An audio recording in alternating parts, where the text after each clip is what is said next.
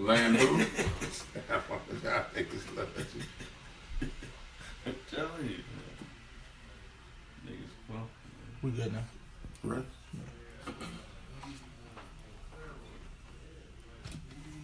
Once again, welcome to the Red Cup. You know what I'm saying? We're very thankful to have my man Kelley on the show tonight. You know what I'm saying? Another Dunbar guy. You know what I'm saying? We keep having this Crimson Tide on this shit, man. We gotta get some other schools on this motherfucker, man, to represent. Anyway, Charlie Moe, Yes, Brian Chase. We can get right into, Chase about this Legend Coalition, man. Like, Rick, you know what I'm saying? Great idea for one. You know what I'm saying? Is to get guys back and sticking to your rules. You have to play that high school and everything. Give us some more information on that. It really came up. It came from a thought. Like we were just watching the tournament, and me and Rick was talking, and we came up with the idea to pretty much pay homage to everybody that came through the city. That's what it is. Like everything that we doing is to pay respect to everybody that Pretty much paved the way.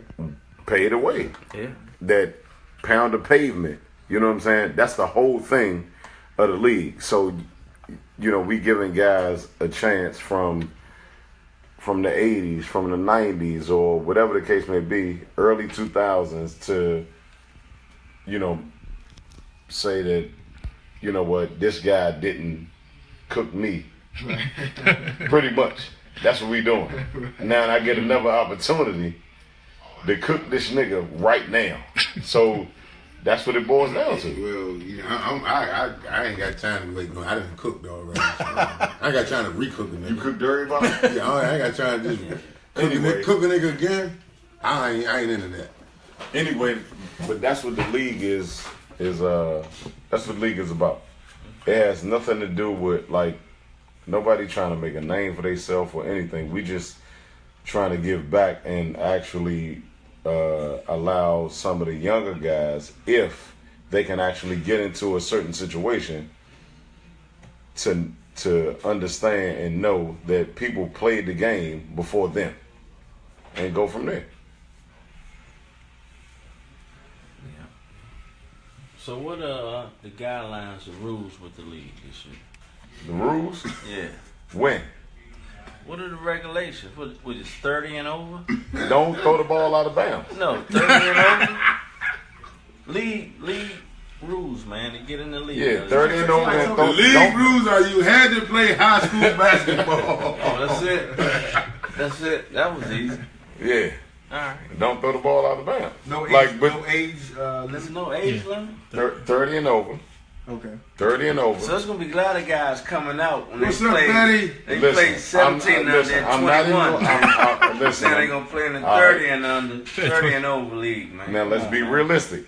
I'm not gonna lie to you. A lot of people are underestimating the league. Just because they played for that school or they went to that school, it's gonna be a totally different situation when you step on the floor against people who've been playing for 20 years. No. Or it is. I mean, I don't have nobody underestimating the league, man. I think I got a nice buzz going around the city right now.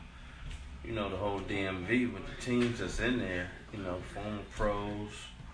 Oh, it's a great buzz. Great guys. It's a great buzz. In the city working and DMV at all, Maryland, Virginia, everything, man. I think it's gonna be a great league, man. And It's a great buzz, but then see each other again.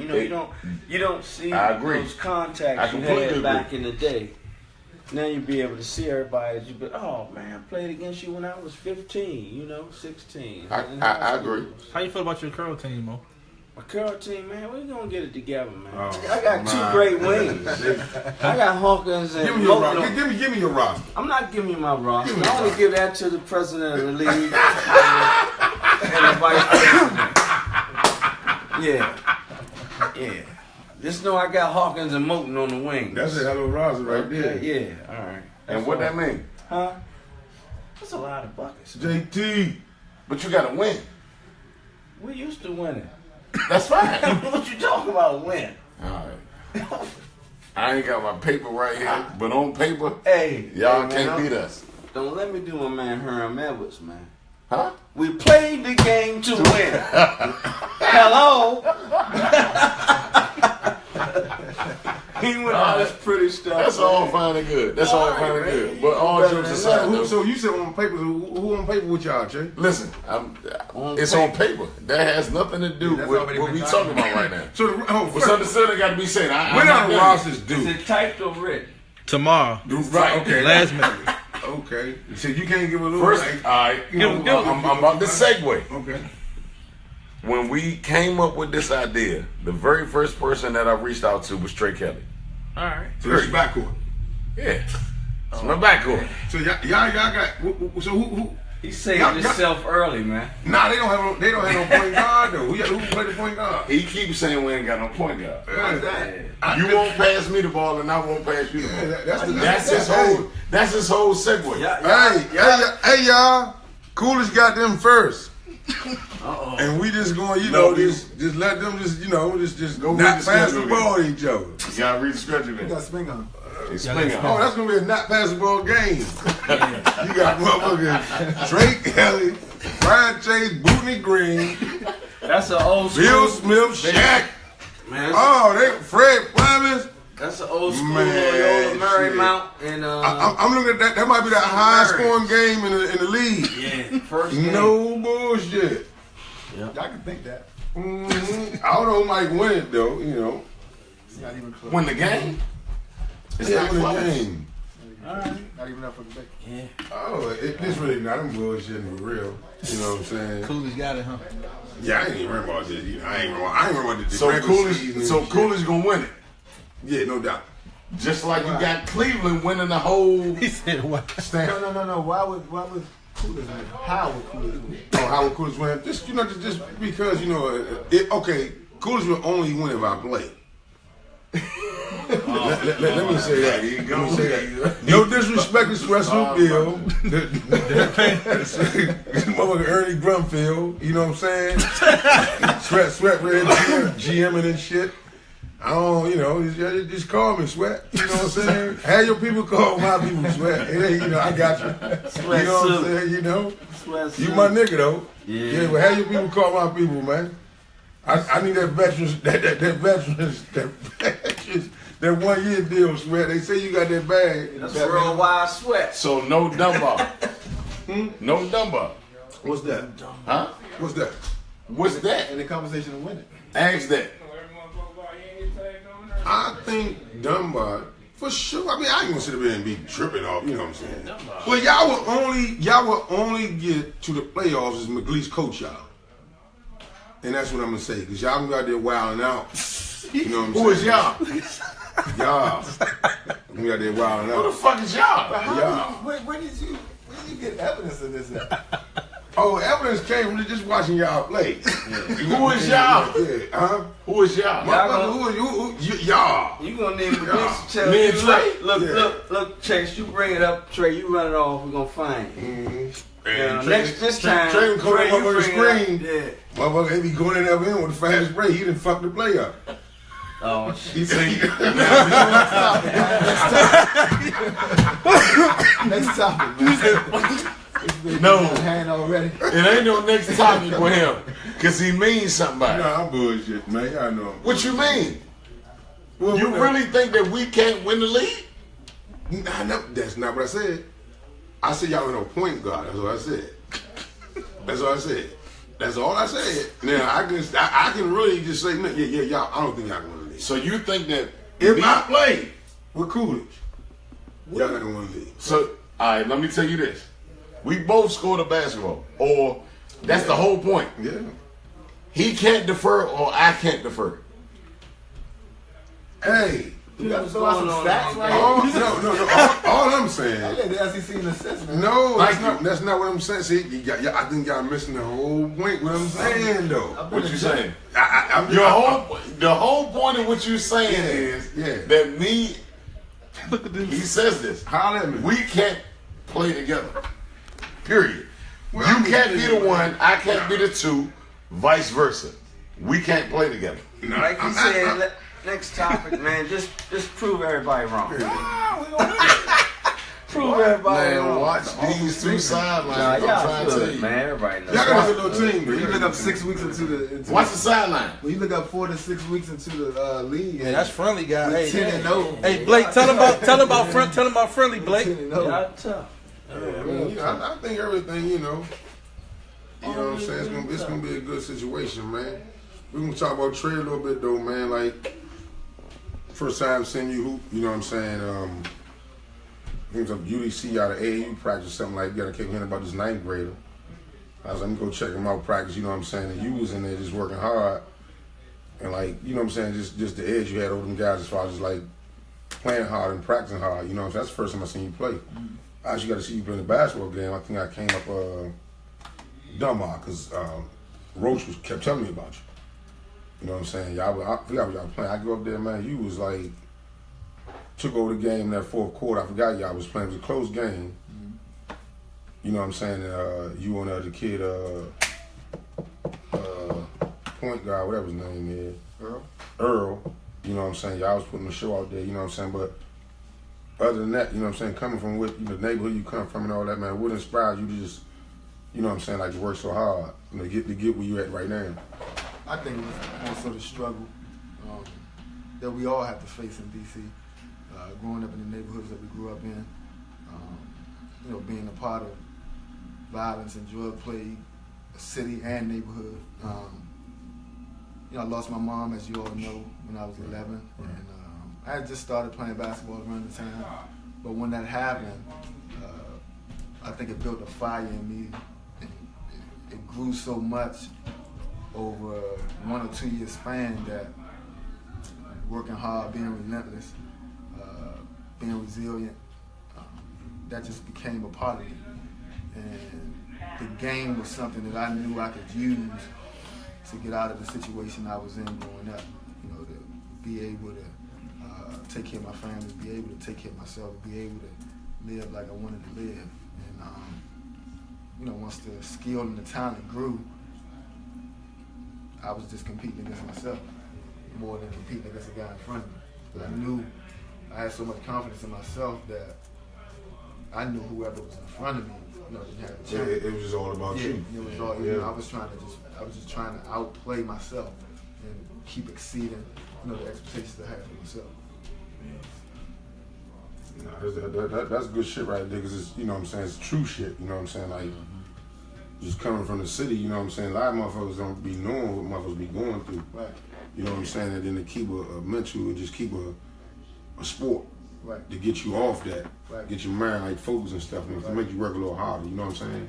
And that's what it was. I mean, it came to a point where, you know, everybody knows Curt, my man. Right. That's a great dude. Yeah, one of my best friends, and he always sit up there, he gonna tell you some real Right. good shit you need to hear, man. he always used the term, I didn't need jumper cables. Mm-hmm. You know, I'm gonna wake up in the morning and I was ready to work, and I was ready to get the job done no matter what. I didn't need anybody in my ear. I didn't need anybody to motivate me. I didn't need anybody to, you know, spark the plug at all. Right, You know, right. As soon as I put them shoes on and them shorts, you know, I was ready to go to work. Right. Yeah, that's, you know, yeah, that's crazy, you know what I'm saying? That's some good shit to hear for real, you know what I'm saying? Just going through shit, you know what I'm saying? Everybody got a story to tell, you know what I'm saying? You know what I'm saying? But you just don't know when you have an opportunity to tell it, you know what I'm saying? Because a lot of people don't know what motherfuckers go through. Right. They look at guys like us as like, oh, they set. They didn't have this perfect life. They ain't, nah, that's bullshit. Right. You know what I'm saying? I mean, everybody sees most of the time the results of the hard work. You know, when you succeed at something, when you win a championship, when you know, have a great game that everybody sees the results of that. But there's so much that goes into that. There's so much that goes into why a person works so hard. And for me, like I said, I was building a fire inside of myself, man. A desire that I think was unmatched to the dudes that I was playing against. Even now, you know, I'm in my 10th year as a professional. Mm-hmm. And, you know, when I go out on the court, you could tell that the fire and desire is just unmatched. You know, every single day, I'm trying to enhance myself. Even at this age, I'm 32, but even at this age, I'm working hard every day. I do extra stuff. I go in the weight room, do extra stuff.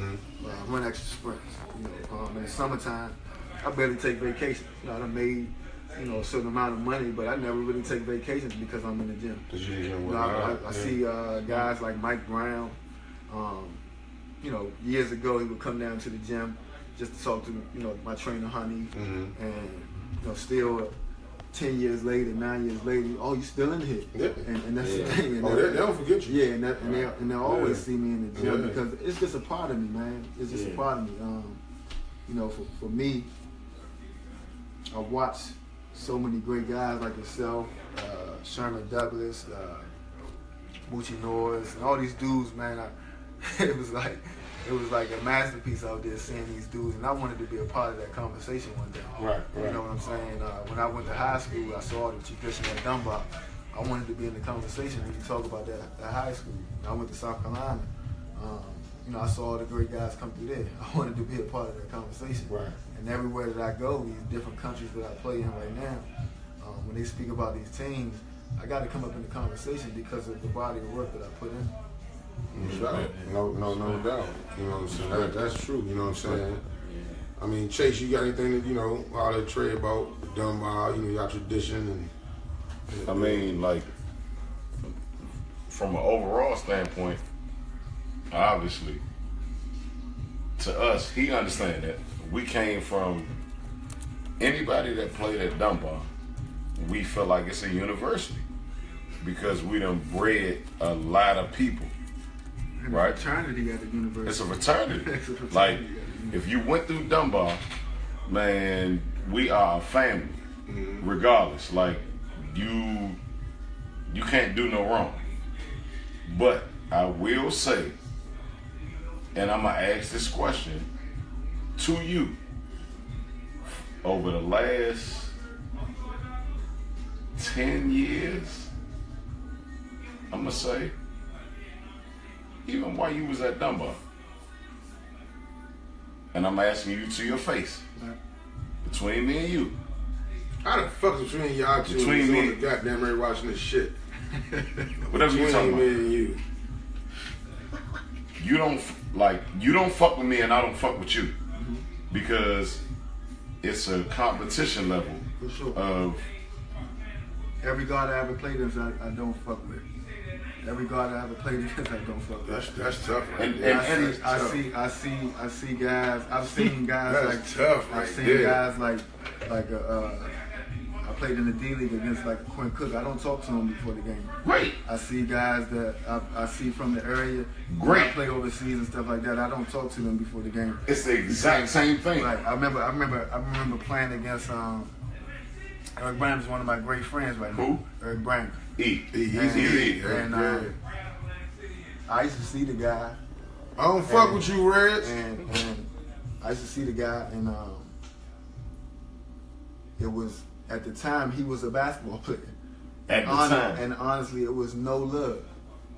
It was respect because I But knew no- I respect everybody, Yeah, but it's no love right. because maybe I'll see you in between the lines one day, and we can't ever have a friendship. We can't ever have a bond or anything like that because I might see you in between the lines one day. You know what I'm saying? My man. I became friends with guys that don't play anymore. But I respect it. But I respect it. I respect it wholeheartedly because of the simple fact that's the way that I approach the game. Right.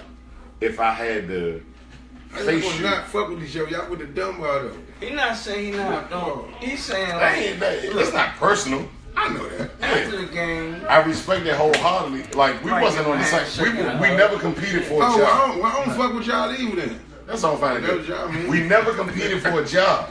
You know what I'm saying? Right. Like it wasn't me being a guy and then you trying to take my spot, or you being a guy and I'm trying to take your spot. But it was a conversation in the city. It always was. It was a point guard conversation in the city, and there's two names that come up. There's Trey Kelley, there's Brian Chase, and for me, one day, like I said, whether it could be overseas, Yeah. or it could be down the farms, it could be It's- down Watts. it's us. I might have to see this guy. Exactly. So when I see him, that's all respect. But at the same time, It's basketball. if I see him in between the lines, I'm trying to take his head off. Right. To be honest with you, I mean, I take, you know, No, I ain't much no. respect. I come from where I come from, and you know, I grew up with killers. I grew up with these different dudes, Yeah. and the approach they take to the streets, that's what I take on the court, honestly. And that's where we meet. Right.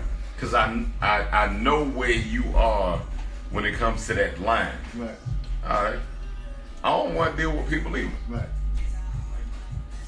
To me, you would just like me Right. Right. in a sense where, like, I ain't got nothing to say to nobody. Right. I'm coming here to do my business, Right. and I'm leaving. I don't want to shake nobody's hand. I ain't trying to do none of that. And especially, You sure? it was I put more of an emphasis on it because when we competed against each other, it was going to be over the farms. It was Yeah. going to be more so in Like the, us in the playing league- against each other. Right. in the leagues Right. within the city, and we know how much hype comes behind Yeah. these games. We know how much hype comes Yeah, behind people. Bury Farms and stuff like that. So honestly, when I came to these games, I was so focused, I was so locked in that 40 or 50 was going to be put up. You know what I'm saying? 40 or 50. That was your point. Yeah, and because it was a time that I had stopped playing outside, and Okay. people weren't seeing me around. And I'm gonna tell you the truth. I kept hearing, man, Chase is cooking over here. I gotta go see about this. I gotta return. I gotta return just to see about it because people were saying it in the sense as if I wasn't around anymore. And That was your it's motivation. a pride thing. That was your It's a motivation. competitive thing. Definitely. And that's just how it goes. It's just But old school. It's supposed to be that way. For sure. But the crazy part is, for me, everybody thinks that I don't like you and you don't like me Right. And that's from our time. But Y'all can't just say y'all don't fuck with each but other. no, Nah, like right now, Right. All of y'all right. Whoever thinks they don't no, fuck with right each now, no, but if you telling right now, if you telling me and Trey gonna play 1-on-1, you tripping if you think that he can't beat me. Yeah, See, You know what, and he gonna feel You got a lot to say. he gonna feel a totally different way. But not to cut y'all off though, you know, y'all match up, right? Everybody talks about that. Like, I'm talking about for the last few summers, Always. Trey and Chase. Always. Everybody was talking But about it's that. y'all crazy. got fused Yeah. this matchup a lot though. Yeah, well, you Y'all know, got fused this matchup a lot though. How? Let's be honest about this. How? Because I was being double teamed across half court for the last 3 summers. Well, No, you was being double teamed one game. Well, No, Trey, no, I'm trying to no, win. no, You was being What the- double what the teamed fuck one is a game, coach and that was trying a to win? while ago. Without like trying to win. down the farm No, too. no, Not down the no, farm no, too. no, clear. I don't know if you I'ma coached be that clear. game, but this was down the farms too. Yeah. Yeah. Where it's illegal to double team. It should be illegal You to double can't team. do nothing but love in a to game show like that. the Bella. It is illegal You to hating double ass team in a game like motherfucker. that. Y'all crazy. Yeah, you need to talk this real shit. Yeah, but no Okay, pussy. you go ahead and finish, Trey. No, all jokes aside. Wait, man, you gotta keep that off this show. Man, fuck that. Trey, this Just this All episode. jokes aside. Okay, you know what? I got Just yeah. this episode. Yeah, Just yeah. this Can I episode. say something one more time? though? Nah. Go ahead. No. Red Cup. No, but I mean that's honestly, even if it's just that one game, it wasn't just that one game. If there is a competitive, extremely competitive matchup like that, Yeah. double team anywhere across half court. I mean, you guys were calling for double teams across half court, but when I'm bringing the ball, That was only one lead. So who was checking? But go ahead. Trey? I was who was I was checking him. Oh, okay. I was checking. but listen to what I'm saying to you. Listen to what I'm saying to you. Well, I love it. A matchup of that They capacity. supposed to let it go. Where Yeah, let the people see that. where Let the people see it. you're talking about two dudes, like you said, that's the conversation. Right. That's the conversation. Mhm. I think that there is no way you double team a guy. For me, from a pride standpoint, I don't get like if let's say you got 40. I'm not switching no matchup. I'm not calling for no double teams across half court. Yes, I don't give a damn if you go to the basket and get past me. I barely want help because it's that much of a competitive indeed. situation. Yes. And respect. Regardless of trying to win the game. Man, respect to everything you're saying. Right. When you get to a certain And then I ended up with 48. There you go. You saying you just he ended up with 48 and he went home. He lost. Right. Okay. Only because y'all double team. That's my whole point of everything. Only because y'all double team. Me and you. Only because y'all double We team. are first and foremost. Let me dumb it down. Okay. We are a part of the university, right? But me and you head to head, you have never beat me more times than I've beat you. Pause. Okay, so how many games are you talking about? Any. Because the last 3 games I remember, you calling the double teams, but when I'm coming up the Nigga, ball, we played on the farms. And that game you called for double teams. Who? Now. I remember the game. Yeah. Now. Yeah, Jeff Allen coming to double team, and when I'm coming with the ball up the It's called basketball. Huh? It's called basketball. Come on, man. This ain't no college. This ain't college where you you putting together schemes to stop What's the object of the whole situation? Hold on one second. What's the end game? Listen to what I'm saying. To win. Let me ask you a question. Nigga, I'm not gonna take nothing away from you. No, I understand. You man, Slim, you my man. But at the end of the day, win the game. Okay. Because I'm trying to win the championship. I totally understand. You understand it? I totally understand that. Let us show. Listen. You try to win every game you play, of course. Mm-hmm. But you know, and I heard, I wasn't there. He got fried sometimes too. Listen to what I'm saying. But listen, I've heard of these classic games where Muggsy came down, the Herbo when Kenny Anderson. I watched that game. I'm overseas watching that game. Did you take the challenge going into those games? No fucking doubt. Would you ever consider double teaming somebody in a game like that, of that magnitude, where it's go? I'm not talking about like the game. What's the magnitude? When there's a matchup like this, when you playing against Sherman back in the day, and people were hollering Sherman. I get what he's saying. He's saying now I can go back to the Herbo days where it was for the people. Now. So imagine him. Imagine this man. Imagine this man with the name. Listen.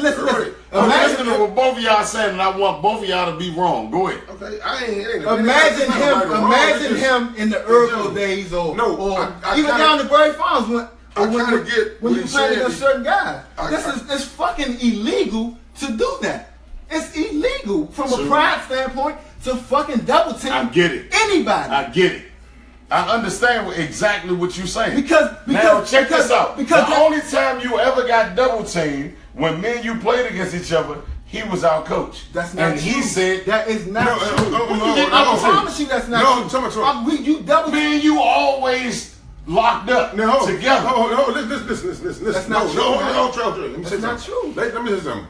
For the motherfucking record, when I was coaching y'all and I said double team that motherfucker, that was up Lago, that ball up for that motherfucking money. No, that's for that money. I don't know no other time. In that aspect, I understand what he's saying. I don't know no other time. You just have it down very far. You know what I'm saying? You gotta let that other shit. I get that. Let that other shit go. Then we trapped off the pick and roll. Then we trapped I ain't talking about that. I'm talking about I got the ball by myself, man. I got the ball by myself coming up court. And you are yelling now. And the dudes are double. I said that. I promise you. All right, now I'm gonna tell you this. If I said that, who won the game? I don't give a fuck about the game. See, that's my whole point. Fuck that's that. why. Because we're not overseas. We're not in the fucking NBA. So why you playing? We are over. But no, we're playing to win. But at the same time, I'm taking it personal. Black, I'm taking it personal. This shit, Black. Come on, I'm taking it personal because listen, they talking about Trey Kelley. How you gonna hate on this show, Black? It's fucking personal. But who is they? Everybody in the basketball community. See, Everybody in the basketball community. Everything I love, Slim. You supposed to feel the way that you feel. My motherfucking home. You supposed to feel the way that you feel. Right. But at the end of the day, we are all a part of the same situation. Period. No, we're not. We are. I'm not. I'm not because I'm taking the challenge. Taking the challenge of what? I am taking the So challenge. it's- If I'm going to win, Yes, if I'm indeed. going to win, if I'm going to win, and you have to be stopped for us to win. I don't want more games against you than you won against me. Because you double team. Because you double team. So I have to pass to less talented guys. I never played with no great teams. I played a better basketball game than you did. Fuck all this bullshit. Let's just Put it have like that. Trey Kelley, Brian Chase, 1-on-1, He will not win. and that's how we. That's He what we won't sell even this come shit. fucking close. We gonna sell this like He this. won't even man. come fucking That's the close. way you say you got Brian Chase and Trey Kelley, 1-on-1 going to He won't 16 even by come fucking 1, close. and then that's how we sell And he that won't shit come right fucking there. close. Ding ding. He Man. won't come close. Mm-hmm. Let's be honest. At MGM. Because we talk about who's the better player. Let's talk about facts. Mm-hmm. Without any biased opinions. Without any biased opinions. You talk about the high school career. It doesn't even come close. You talk about the college career. It doesn't even come close. Yes, indeed. So what are we talking about? Curt, I know you level this, homie. What are we talking about? Yes, indeed. Chase, What are we talking about? Stop ducking his rack. I averaged 30 points my last 2 years at Dunbar. Yeah, you did. I averaged Yes, 20. yes, you I did. averaged 20 as a 10th grader. Yeah, you did. I was around 10 or 11 as a 9th grader. So what are we talking about? It don't even come close. Okay. It What I don't even missed? come close. What you missed? What I missed? You missed that last shot, motherfucker. The man just said it wouldn't come close, motherfucker. I said what? we're gonna have Chase. I heard him saying what he Trey averaged. 1-on-1. Careers. High Of school, what? College. They don't come close. It's not even the same conversation. I won more games than you did. Yes, indeed. That's it. But how many games is that? 4? You my brother. At the end of the day, you my brother. But it doesn't matter if the measuring stick pause is me and you because we so close in age, nigga. I win. Okay. That's it. Okay. That's it. Now, man, I'm not going to disrespect you at all. In the game, You won more games in college than I did. But you ain't win no more games. You can't come close to the games that I won here. Period. So in college, Slim, I'm a fan. But at the end of the day, the situation is the situation. Me and you in high school together, you couldn't compare. You was not gonna win. You was not gonna in win. high school? And if me and you played against each other in high school, you was No, in high school I would have destroyed you. Oh, that's I would've beautiful. been fucking destroyed. my you was not I gonna scored win 40 points more than 25, 26, and I won doing those. because I that's won your, doing that's your doing agenda. that. That's your agenda. No, never been my agenda. That's your It's just what agenda. I could do. That's It's just what I could do. Doing it And in That's- high school, it was like Yes, breathing. indeed. 20. I would get 25 on an off night in high school. In the off night when they was playing boxing one. I'm gonna let you finish. It wasn't my agenda to go out there and get, but it's just something that happened. It's just something that happened. Yeah, I had the opportunity to do it once Zoe Roach came, but when I had the opportunity to do it, I was getting 50 on fucking 18, 19 shots. That's your agenda. It wasn't my agenda. Trust me, I was coming to win. You are who you are. I was coming to win. Why Listen. was scoring my agenda when I went to college? You can't say that. Nah, because you had to transform. No, I did not. You had to. No, I did not. But listen to this. When I started 9th grade at AAU, I was a floor general. I was a floor general because I couldn't shoot the ball. I couldn't shoot a jump shot. So I just got to the rack. I used my spin move. I used both hands. I got to the rack, got to the free throw line. I scored that way. But I was getting 10, 11, 12 assists in that system with James White and all those dudes. The same as the 10th grade. I was leading the country in assists in AAU. I was the top 25. I was the only point guard in the top 25. I know. Because of how I distributed And I the ball. agree. But when I still did the same thing as far as distributing. but I had more of a scoring load on my back. When Roach came, because he needed me to score, I still got the assist. I still distributed, but I could shoot the ball now.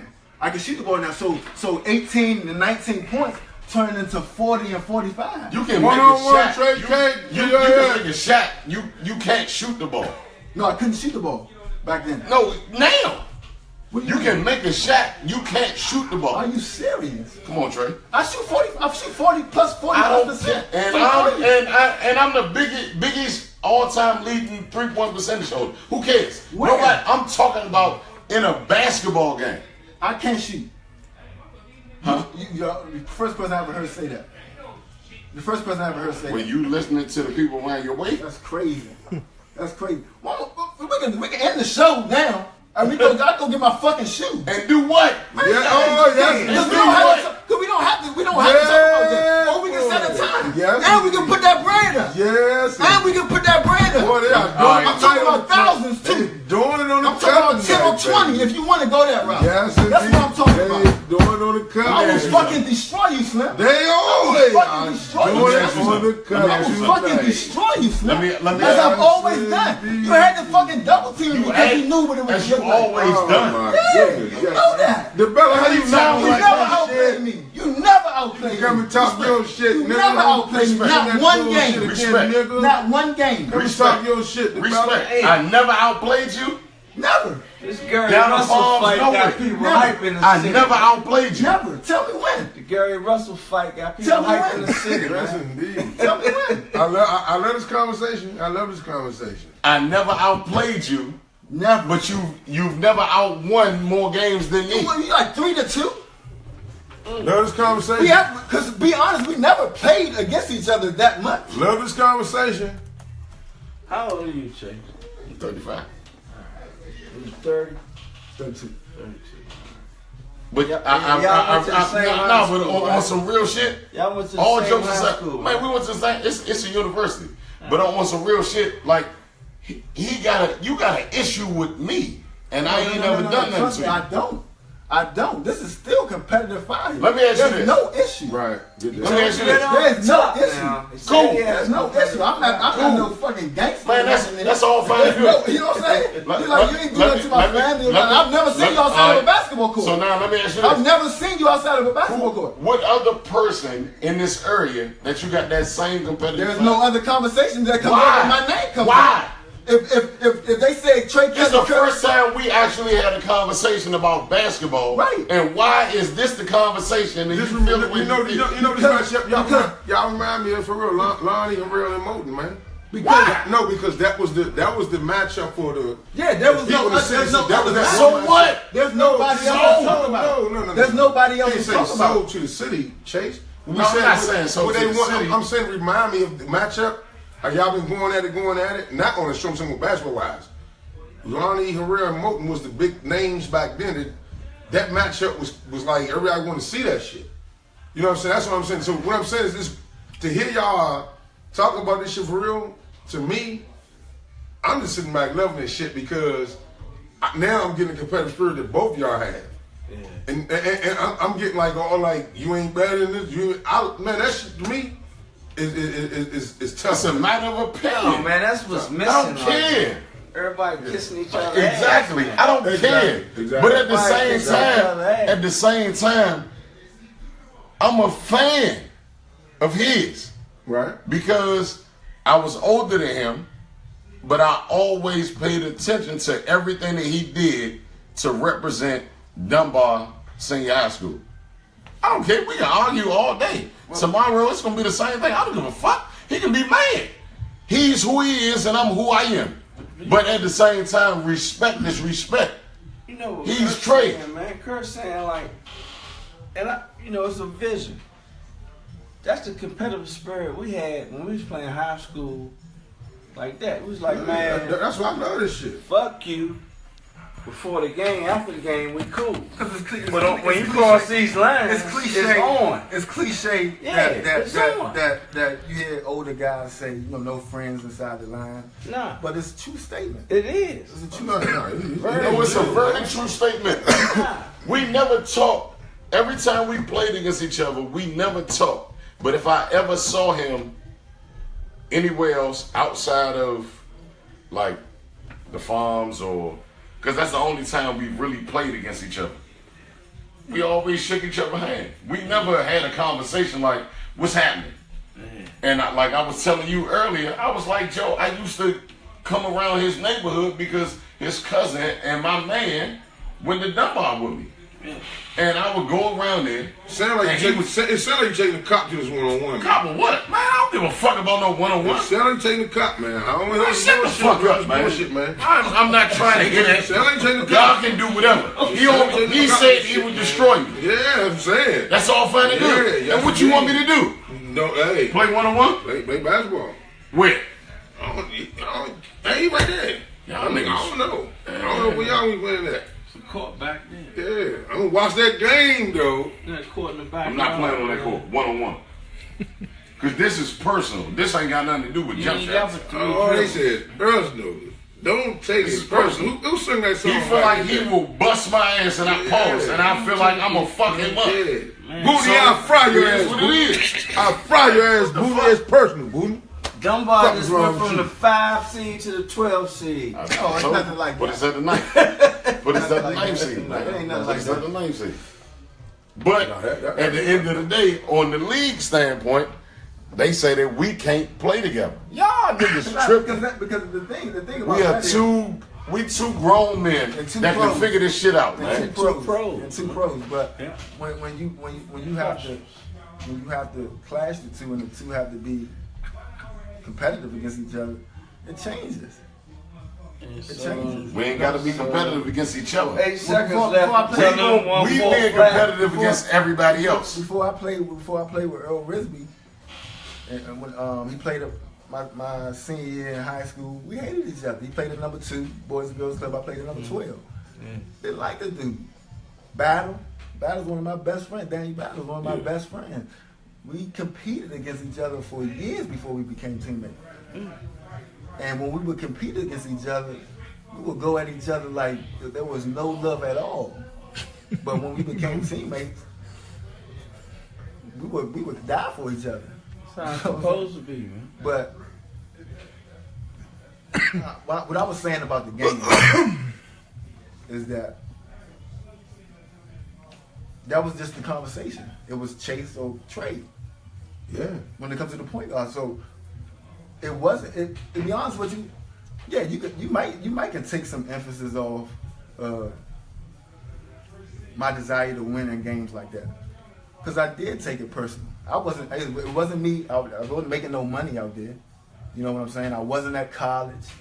I wasn't in the NBA. I wasn't playing professional basketball. Going some good We ball. both was in the same But situation. listen to what I'm saying. But when you coming inside them gates and you can hear the people, man, Trey and Chase play. You walking down that fucking alley, and you can hear them talking about it. You can hear them talking about it. So, and my boys, you know, from my neighbor, I used to come over that motherfucker, 20 of us. Drive my truck, it's the truck behind us or whatever, however you want to put it. That's what they're talking about. That's what they're talking about. We coming to see this dude. Who's going to win the matchup? Yeah. But that's what. And for me, the competitive fire that I have, I'm coming over there for you, Slim. Yeah, And you called for help. This motherfucker. And he called for help. This motherfucker. That's I respect Kelley on his I respect bullshit. that. Yeah. That's just how it is. Yes, indeed. Let this When they motherfucker talked know. about the dude, when they talked Yeah. about the dude was cooking down there from Baltimore at some point, he had a summer or The two. little boy? Turns. Oh, Lord Turns, yeah. He had a summer or two. For the Baltimore young. And Bone, and I think I missed a couple of games. 'Cause I didn't like messing my body up down on the concrete like that. Bone calls me, we play Turns in tomorrow. I'm there. Just for that. I'm there. You know what I'm saying? I gotta see what you're doing. Yeah. But And I gotta be in front of that. Yeah. Because they talk about you down here doing the league dirty, you scoring 30, 40 points. Do it to me. But that's the whole point. It's nothing but competition. Right. Period. It's nothing personal. What's other my than point? basketball. It's personal basketball wise. It's all competition. They talking that Period. shit tonight. Like, yes, indeed. first and foremost, let me say this. We ain't got nothing personal going on. Like, I don't want to fight this guy. Man, just keep talking. A lot of I don't know people what's going on. Slim, Keep talking, man. on everything Man, I do. man, just keep talking. I don't know what the fuck is going on. Sure. You doing too much explaining, Chase. You doing man. You doing too much, Chase. Yeah. Hey, man, they talk. You got a 20 They seconds. want to A hear. lot of people think that we don't like each other. That's not it. So we can tell that there's some tension going on. even coming up with the league, they think we can't play together. I'm a Slim. I don't know how You feel like you will cook me, and I feel like I'm gonna cook you. Bottom line. But what I'm saying to you is, Hell, what you done for? My motherfucking man. that didn't just become the case. I've always felt like that. Maybe you've always Why? felt like that. Say it again. Why? Because that's just who I am. I'm competitive like that. But why? Like you said, you competitive like that. But why am I the target when it comes to? Because like when he was playing, I don't know who was around. What, We got Roach? Sherman, Douglas. I heard him and Sherman. My motherfucking I heard him and man, Sherman Joe had a Roach. thing. I heard him and Sherman had a thing, and I'm fucking totally certain that when they called you to go down Dunbar, when they called you to go down LaSalle, it's the first time I've ever seen you play down LaSalle. Or up the farms, and if it was a Sherman, if it was whoever these dudes were, Oh, that you shit were personal. fucking licking your chops when you came over That there. shit personal. And what I'm saying is, Certain matchups I felt are. as if You know what a I'm couple saying? of games, at least 2 games, I felt as if you did not really take the challenge. One-on-one, I honestly felt as if you did not take that challenge as if, because that's in the air. It's in the air. Trey or Chase. That's what's in the air. That's what they were talking about. So now I'm gonna say this to you. You felt like I ain't take the challenge. I felt like you wasn't a challenge. Oh, they doing it. How could you ever do that? How could you ever do Just that when you call for honestly. double team? They doing it. At a certain point, I was like, nah, this nigga for real. Okay. You know what I'm saying? Like, I really gotta lock in with this guy because I know that this guy's trying to. Even if you say that, if it's that one game. Even if you say it's that What one one game, game? the one game that you did admit to the double teams. That was how long ago? Even like if you say 2 years ago? Yeah, even if you say Yeah. it's that one game, if you felt that wasn't the challenge, why in the world would you ever have a game where as though you calling for double teams like that? Why? Even if it's that one game. Hold on. First and foremost, I didn't call for double teams. That was a part of our strategy, but at the same time, you're the only person. Wait, man, you asked me a question. And if no, but If if he's coaching me and he's talking about when Chase get across half court, call for a double team, I'm saying fuck no. Teacher, Yeah. Fuck no. Hey, can I answer? Fuck no. hey, Trey, Teacher. if we play I that call him Teacher, for fucking can double I teams. answer? I have him. Oh no! Listen, I'm not gonna lie to you. You barbecue, and Trying to win that time. you walked past him and told him why y'all double teaming. Yeah, trying to win We that time. fucking won. Hey, Y'all niggas got Hey, eliminated. Trey, for that. That's my That whole was in the regular season though. That wasn't a Trey, playoff Y'all, game. we won. That wasn't a playoff game. We That won. was in the regular season. Man, I'm here to tell you, It's called- nigga. listen. And for that bread, The I'm objective of double the game teaming. I'm not is letting to you win. do that crazy ass Don't shit get- and get listen, 60 don't and get it 70 like twisted. you do on the regular. Trey, Only with that money. on everything. On everything I I love. don't give a fuck how much money it was for. Listen, I would have gave you the money if you wouldn't have double teamed. man. What you talking about? I would have gave you the money. Just let him stand in front. I would have gave you the money. What, 5,000? I would have gave you the fucking money. I would have gave him the money to just say no. Don't double team. This is What some you good talking about? motherfucking shit right here, What you boy. talking about, man? Yeah. Come on. We gotta have this game. With We all got due no. respect. We That would never be the all case. we gotta have this I would game. never agree to double team you. I Chase would never agree to and double Trey team. Kelley one-on-one the first day of the motherfucking Legend Coalition. That's how we do. Fuck all this boy, and both of them have a Before goddamn we double start- jersey on. We the backcourt. This is crazy. How the Right fuck here. we gonna play 1-on-1? We never. I can do that right before we play. What you think the score to be if you played a one-on-one? Game going 11. Game going 11. Game going I'm 11. trying to antagonize him. Game going 11. You and Chase playing one-on-one. You What you think score gotta to be? answer the question. What do you think score be? You and Chase playing one-on-one. What do you think score be? I'm going 16-9. No, go ahead and go 11. Oh. I'm going 11-5. Damn, that's tough. Respect. So what you think it's gonna be, Jay? If you and Trey made one 11-5. your way. Yeah. But okay, let's talk about facts. Oh, I love it. Hey, we might. Hey, man, I'm trying to tell y'all. We Let's talk about facts. Yep. When Don't say that.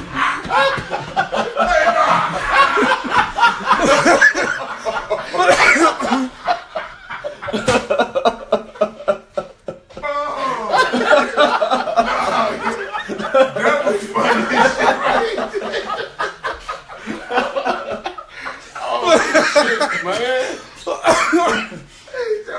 Oh, Facts, man. Let's get back to go ahead, man. Go ahead.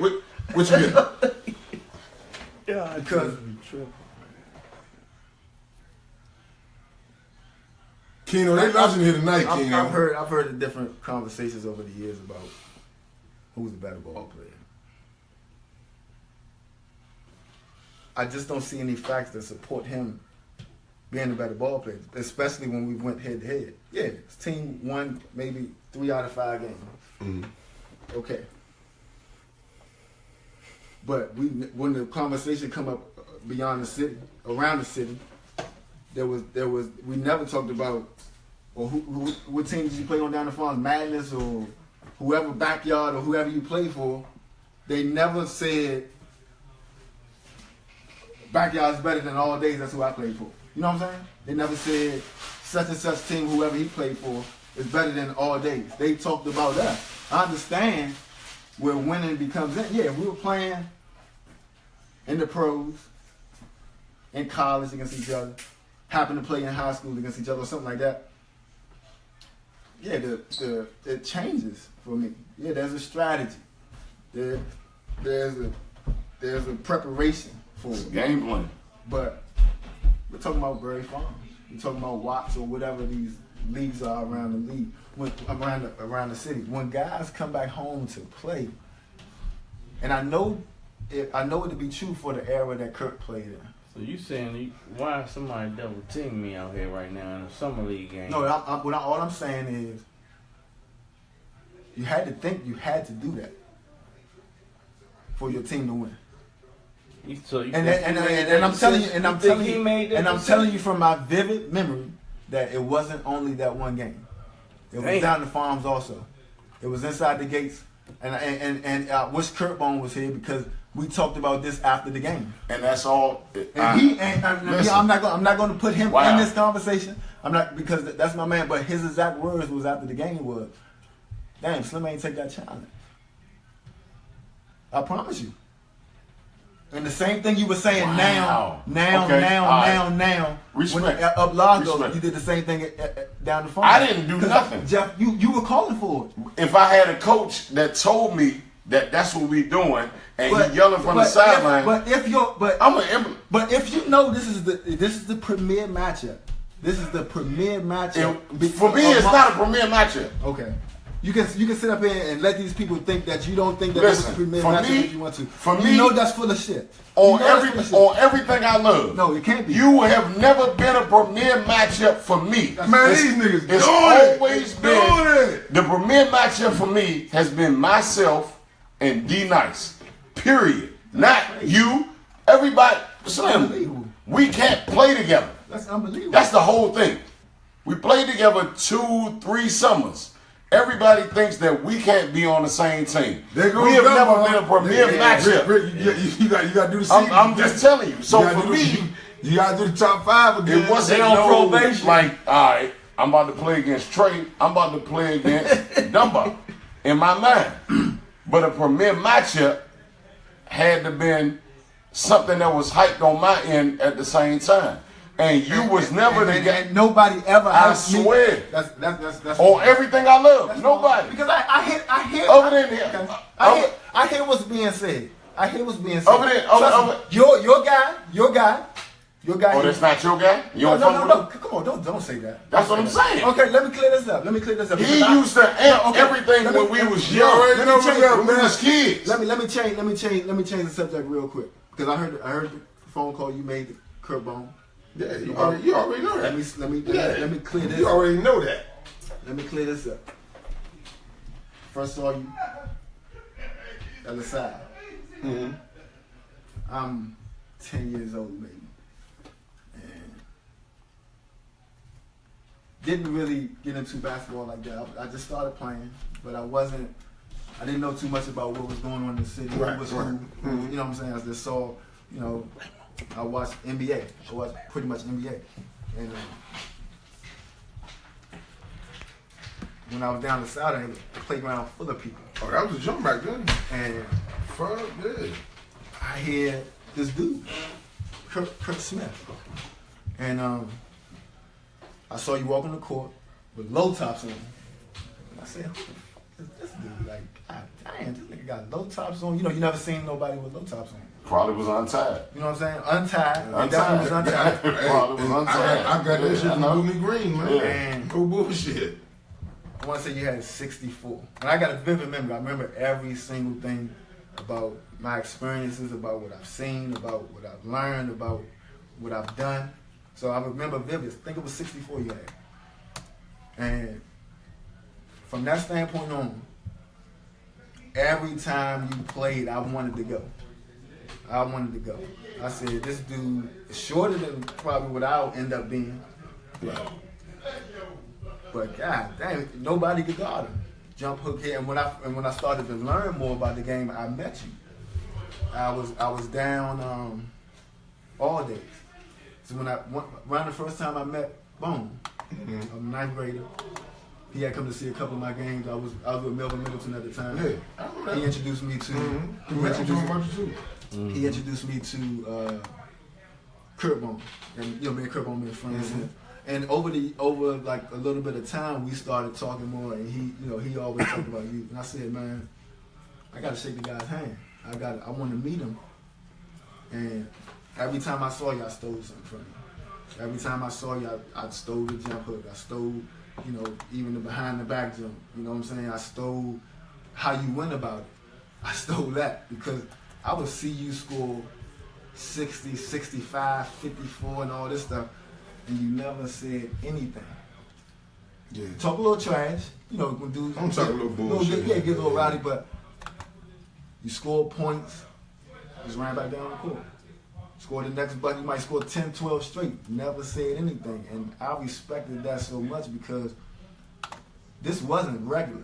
This was elite basketball that I was seeing from a guy who was just competitive. So as I started learning the game more and more and more, even when you weren't even playing that much anymore, I would go back in my memory bank and get stuff from you. Right. You know what I'm saying? Over the years, I don't know what the friction was. I don't know. It's never been anything. I know what the friction is. What's that? Him and Curt Bone. That's the friction. Nah. No, Yeah. I'm talking about that because you see one thing. Slim. No, Everything I love. No, I'm talking about. Yeah, Curt Bone is one of my. They talk their own shit. Right. That has nothing to do with us. But see, first of all, let me say this. Hold, Trey. Let me say this. First of all, I appreciate what you just said 1,000,000% for even letting me know, you know what I'm saying, that you was actually watching me play. You know what I'm saying, you wanted to watch me play basketball. Because that pinpoint is something that we always talk on the show. You knew who was before you. Oh, for sure. You know what I'm saying? And I remember making a post one time because I ran into some dudes that are totally relevant to anything that we say right now. Mm-hmm. I'm not even gonna name the names, but anything that we say. But certain eras take their era. When you talk about who's better than who, certain guys in certain eras would go with their era more. Yeah. But they don't respect the game. Right. They don't respect the game. And that's something that I could never do. I could never go around town saying I'm the best point guard that ever came through this city and all that type of shit because I saw these dudes. I saw Curt. I saw Moochie. I played with Sherman. When he was at the tail end of his playing career, when he was still playing on the farms, and when he tried to bring the coalition back up, and I saw the general that he was even then. So those guys start the conversation for me. Right. When the conversation starts about the best point guards, the best guards, period, to come out of this city, and I'm talking about DC. Right. That ain't that DMV shit. I don't even. That's not even the term that I didn't even. That's don't not use that shit. That's not even term. But DC, I saw these dudes. Greg Jones. I saw these dudes. I saw these dudes coming up, and what you do as a player when you are that competitive, when you want to learn the game like that, when you are aspiring pro, period. You take something from all these dudes. I remember I learned how to play the pick and roll from one conversation, not even on the court. I didn't have a ball in my hand. From one conversation with Muji Nova, how to play the pick and roll, and I'm deaf in the pick and roll nowadays because of that. You know what I'm saying? You studied the game. You defending or you running the pick and roll? Me running. Okay. Me running. Yeah. Me with the ball in my hand. You appreciate it tutelage. And you know what I'm saying? Like people like not telling you what to do, but not even that, because I didn't even have to meet you dudes. I could have. It's impossible to come through this city and play high school and not meet you guys, but I didn't have to, because I wasn't even around like basketball wise in regards to me watching the game when y'all dudes playing down the Herbo. This was later on in y'all's career, when I would just watch you dudes. I would watch Sherman. I would watch you when you played. I would watch Moochie when he played, because it was poetry to me. It was poetry to me, and it spoke to me, because one day I wanted to be a pro. Right. One day I wanted to be a pro, and these dudes didn't have to be pros, and I didn't have to see them on TV to get what I wanted to get from them. Right. They didn't have to be Steve Nash. Yeah, they didn't have to be Steve Nash on TV playing against the Spurs. They didn't have to do that. They didn't have to do that, because I could just go down the street, and these dudes are just as good as these guys. From you saying that though, I'm just naming the guys you named myself, Sherman and Moochie. It's funny you said that, because I always get that question: who you think Trey play like? Or who you think? You know what I'm saying? And by you just saying them, me a part of the other two guys you said, I just think it's a combination of all. Right, yeah. Nobody ever gave me that definition. Yeah, that's the combination of all. You know what I'm saying? Because I got a lot from you dudes. Yeah, it's a combination of all. You know what I'm saying? I always. And I have my own style. If need be, you play the one. And if you need this pass. And I have my own style to go with that. To go what I bought in from what I watched. I observed that as a young. For sure. And you're 32 right now. You got a 10-year pro career. Right. So right now. You said the pick and roll. I got a quick question for you. If I'm a shooter on a pick and roll, you going under or you going over? That's the easiest answer ever. Just checking your mind. That's the easiest answer ever. Just checking your mind. You know. What do you say? I missed that. What do you say? He said if he's a shooter and I'm defending the pick and roll, I'm not going over or under. All right, Charlie, more lunch. He said he had jet lag. Picking his mind. You know. You come on right now, tomorrow. Nah, you know, we played with the same coach, man. Dave had him at South Carolina. And I'm gonna tell you a little bit about Dave. I'll tell y'all a little bit about Dave. My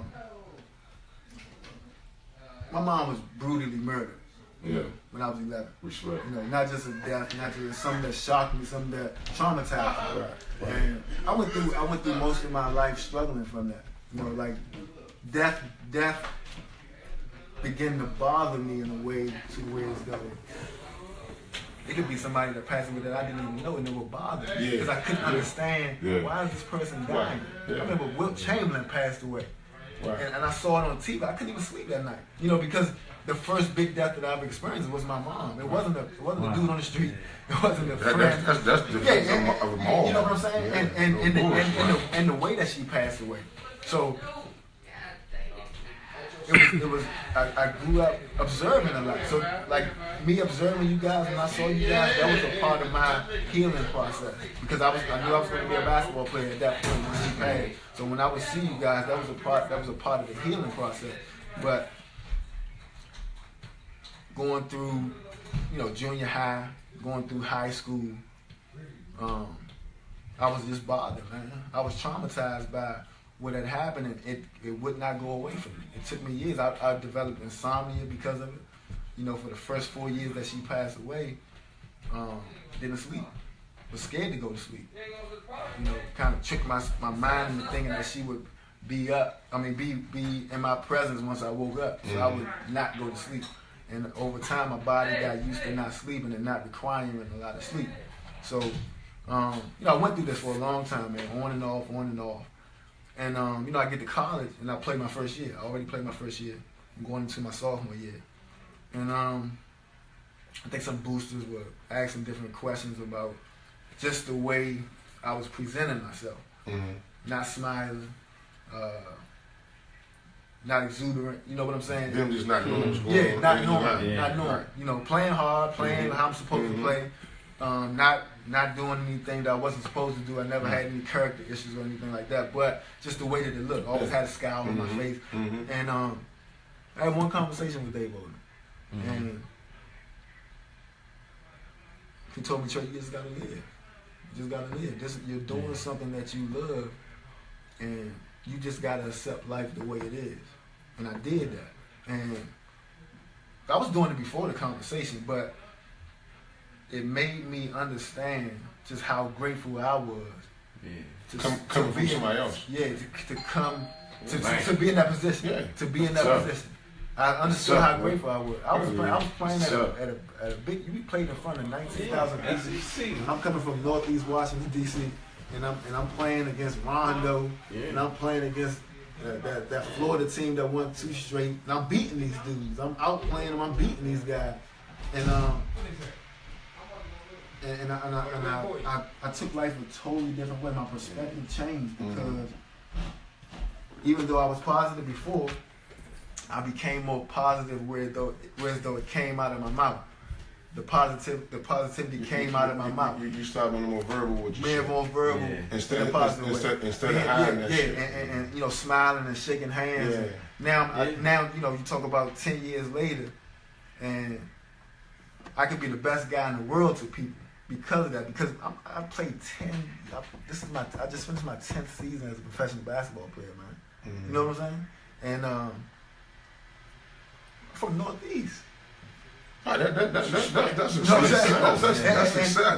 And it's not just about, you know, respecting it. It's just about, man, I have to be grateful for this. No, but it's respect from the standpoint of you never let anything that happened to you, anything that you went through, because everybody got a story to tell. For sure. You never let none of that shit stop you from what you saw. And it was period. And it was my mom's death that basically did that. When you talk about talk about things not stopping me. When you talk about things not stopping me, because when that happened, what can I go through on a daily basis as a basketball player? That's worse than getting that phone call at my grandmother's house. Other than that, getting that phone call at my grandmother's house. Nothing. With a detective is saying, you nothing. Know, we found you can't go your through, daughter. We talking to my grandmother, and we found your mother dead. And you gone. For sure. And you gone. For sure. That's the problem. Like literally, we used to have this conversation. Like I always calculated that once a year I would have, or I would get a phone call. 9 times out of 10, it would be him calling me saying somebody passed away. This happened to this person.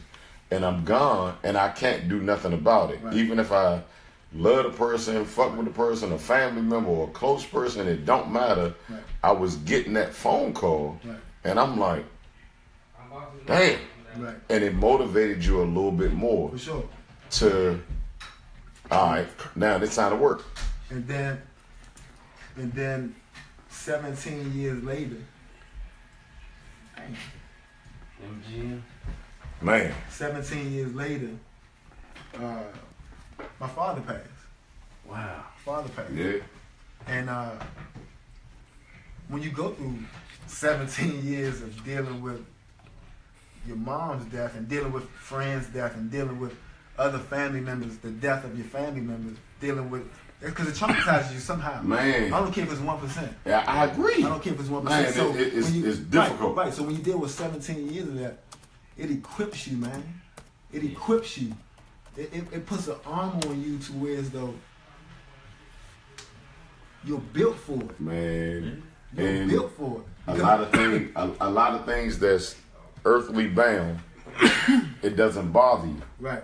Until you face somebody or you face a situation where it's death. Like for me, I'm earthly bound. Right. Like armor wise. Right. So when I experience death, it doesn't bother me. But the things that I have to deal with on a regular basis, man, it's a totally different situation. Right. So my whole thing is when it's my time, I just deal with my kids. Right. And that's the only thing I think of. Right. So that's the positive reinforcement that I keep reinforcing myself. You know what I'm saying? Like basketball is my way to get away with everything. Right. And I love it. And it was my way. It has always been my way to get away from it, but Real it was more so a tool, man.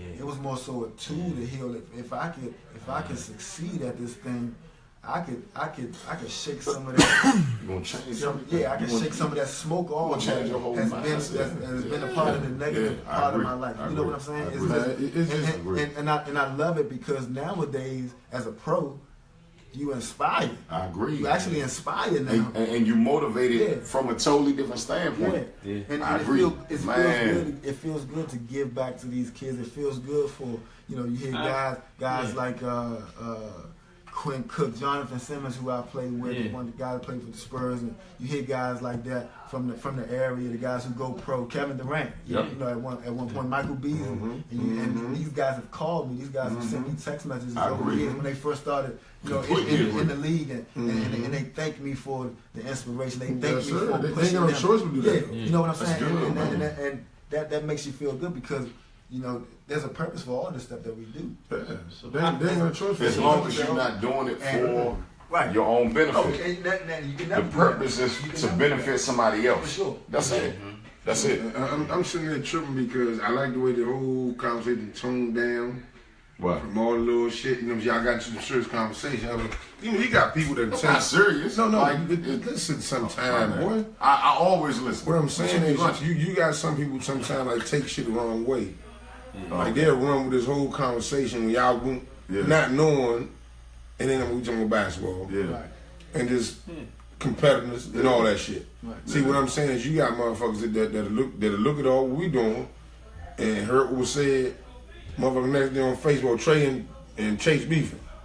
For what? No, that's my point. I'm saying Right. that's how. I get you, but for what though? But that's how fucked up this motherfucking town is. You know what I'm saying? Like, it's really fucked up because mothers don't want to see mothers get ahead.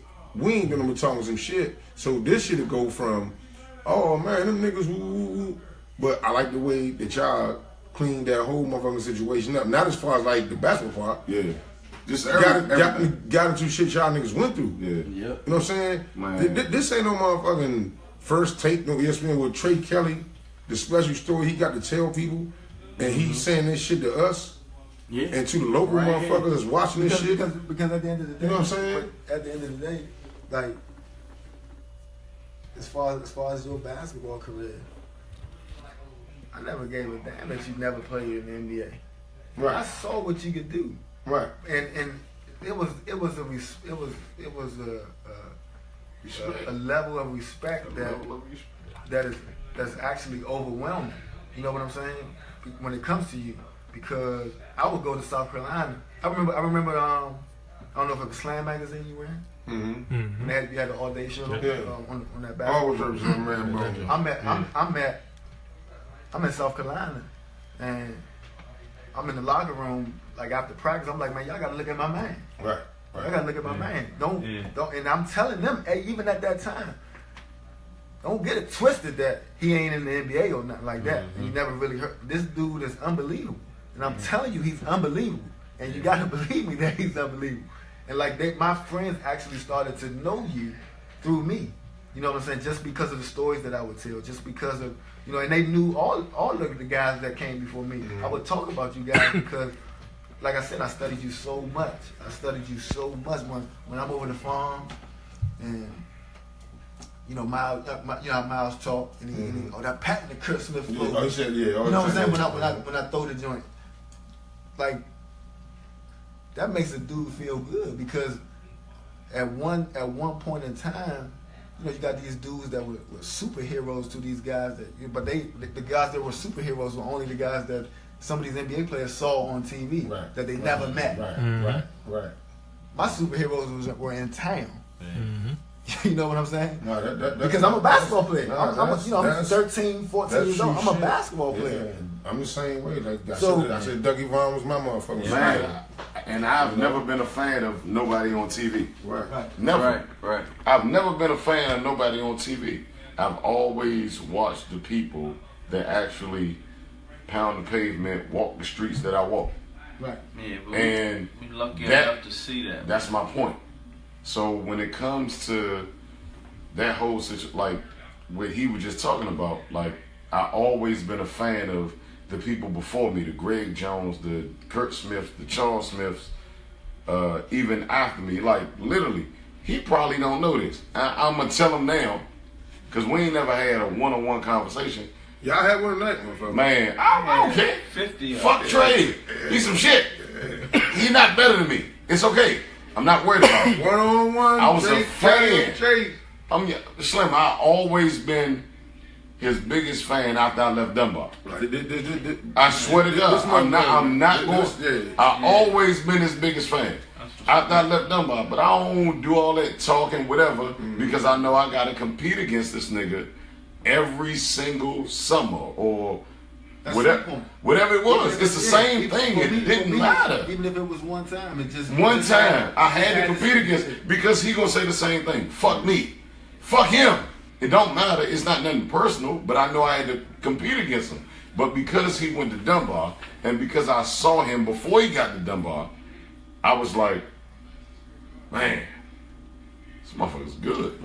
I think when I knew I was going to have to deal with him at some point in time, but I understand the whole process of everything. Nah, like it's respect, man. it's not personal. It's respect. That's it. That's all it is. So I want to ask you, you know, who's after you? I mean, you're about 2 years older than me, and I mean, you're still getting third. I think you're at 40 in Kennedy League championship game. Who's after you? Who do the kids that's 13, 14, 15 now? Who are they watching? I've been trying to. I don't know if you guys know the kid from HD Wilson. I'm pretty sure y'all. Kill. Yeah. Kill. I'm up on play. And anybody watching, or anybody that knows him here or can get in contact. I have his number, but I can't get him to reach back out to me sometimes. But I hear about his path and the path that he might go down, and you know. Yeah. I see the talent in this young. He's a grown man. Mm-hmm. Yeah. At the end of the day, he's a grown man. Keon Gordon, a grown man. And some of the story that I just shared with you dudes, my experiences, even as, you know, a street guy. Because we all come from that, man. Yeah. You know, but I've always used this phrase in a way. We all grew up, we all know some killers somewhere. Grew up with them in your family or something. I grew up with a ton of killers, cold-blooded animals. You can have that same mentality, but if you use it in life and on that basketball court as a gangster, as a cold-blooded fucking animal, this shit will take you a long way. So what you consider yourself as on the basketball Cold-blooded court? animals, man. Cold-blooded animal. Cold-blooded animals. Because So what you consider chasing on the basketball court? Y'all laughing. Is he, Y'all laughing. He dead serious. You gotta answer the question. I know he's serious. He dead serious. I'm gonna answer honestly. I've always. Is he a trained dog? A little dog that's really sitting Max. Call him Max. Motherfucker know when to shit. Is his name Max? You have to take your shit scoop out when you walk him. I mean, what the fuck is he? You know No, what but I'm A trained dog. I've Alright, I quit. just I'm done.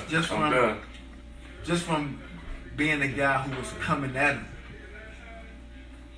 Besides the double team shit, cause that took some off of it. I can't lie. That took some off of it. Cause Alright, go ahead. That took some off of it. Go ahead. Pit bulls don't double team. Go ahead. Pit bulls don't double team. But just from like being a guy who wanted to just come at him and put these conversations to rest, you can see the demeanor in him. You can, and even when he walk into the court, even when he walking off the court, even when he's playing, even when he's talking, the dude got a mentality that he a cold-blooded animal.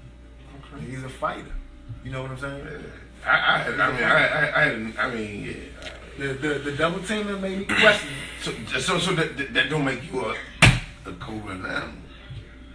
That mean that he might. Nigga, dog is jumping. But he said Bone called it. The Bone called it. I didn't call He it. was playing for the money. Nigga, if I didn't know, he keeps saying, fuck this. I didn't say If nothing. I would have known that you was gonna give me Charlie, $5,000, man, that motherfucker had I didn't say nothing.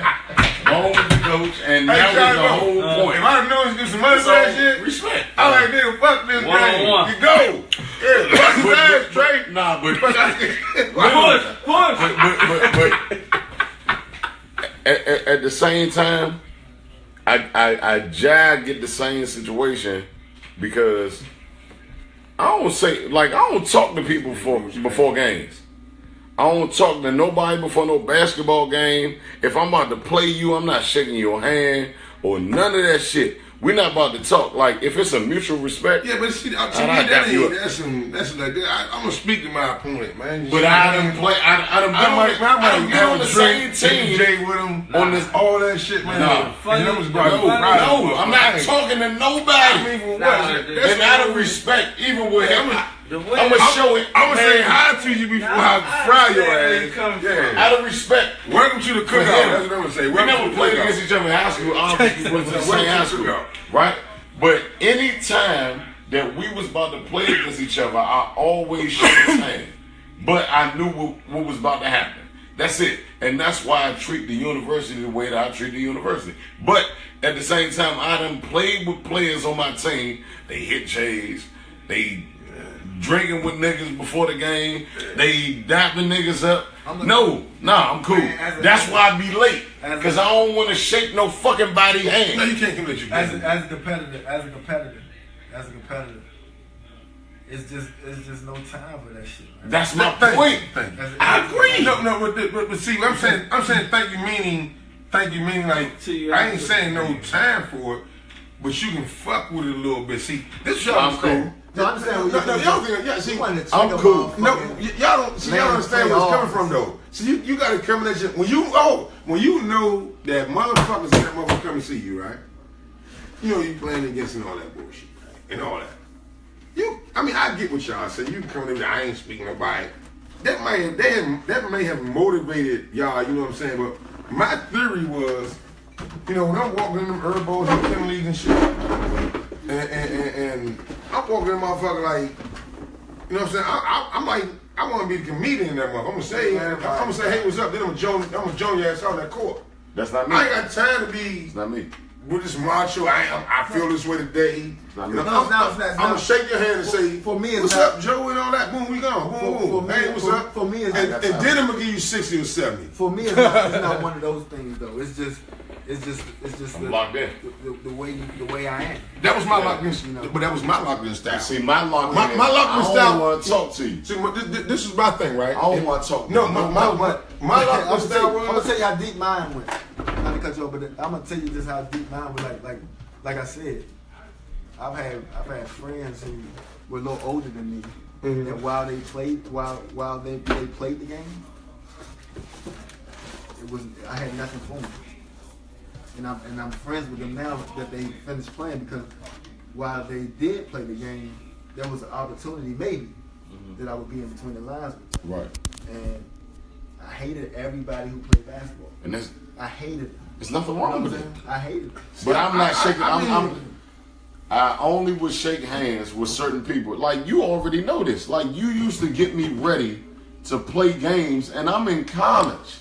I shake hands. See, I shake hands. Call me before the game. See, man, don't you talk to none of these niggas. Yeah, but man, nigga, if you shake these niggas' hands, you a bitch ass nigga, and he going on me, and I'm like, oh, all right, let me lock in. Yeah, I gotta lock in. I'm gonna lock in. I watched a lot of Michael Jordan. And when I would go on like to look for these clips, to look for these things, I wouldn't even watch the highlights. You don't know what he could do. Yeah. I would watch the interviews. I would watch What he say? when he talking about how his demeanor, Yeah. Mm-hmm. how he approached the game, and how he mentally prepared for the game. And him and Ali's my favorite athlete of all time. Mm-hmm. Jordan's my favorite basketball player of all time. Of course, we know that they had a lot of success in regards to their actual craft, but they are my favorite athletes and Mike Tyson, because of how they approached it. How they approach these it. These dudes, Whether they lost or not, yeah, I agree. Savages, I respect No, that. they were who they were. You know what I'm These saying? Super dudes respect. were savages. You Yeah. talk about Michael Jordan when he talked about his desire for the game of basketball, his desire to win, his desire to outplay who's in front of him. It's second to none.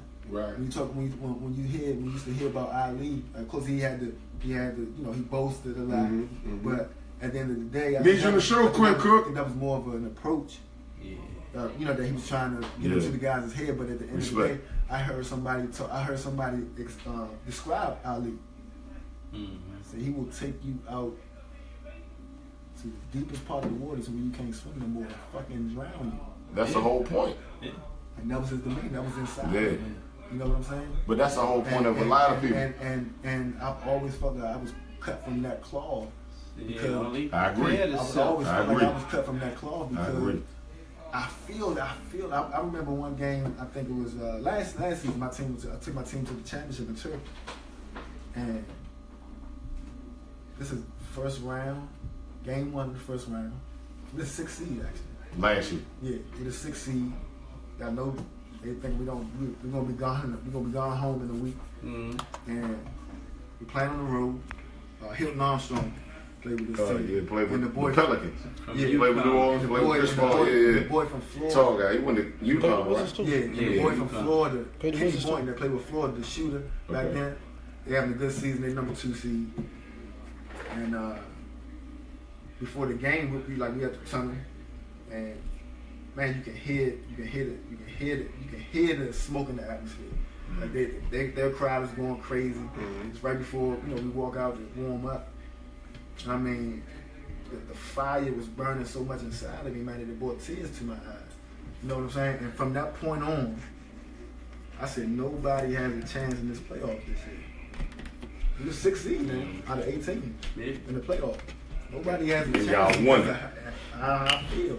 You know what I'm saying? Y'all won it. Yeah, took the team to the first league in Turkey, which is the third best league in the world.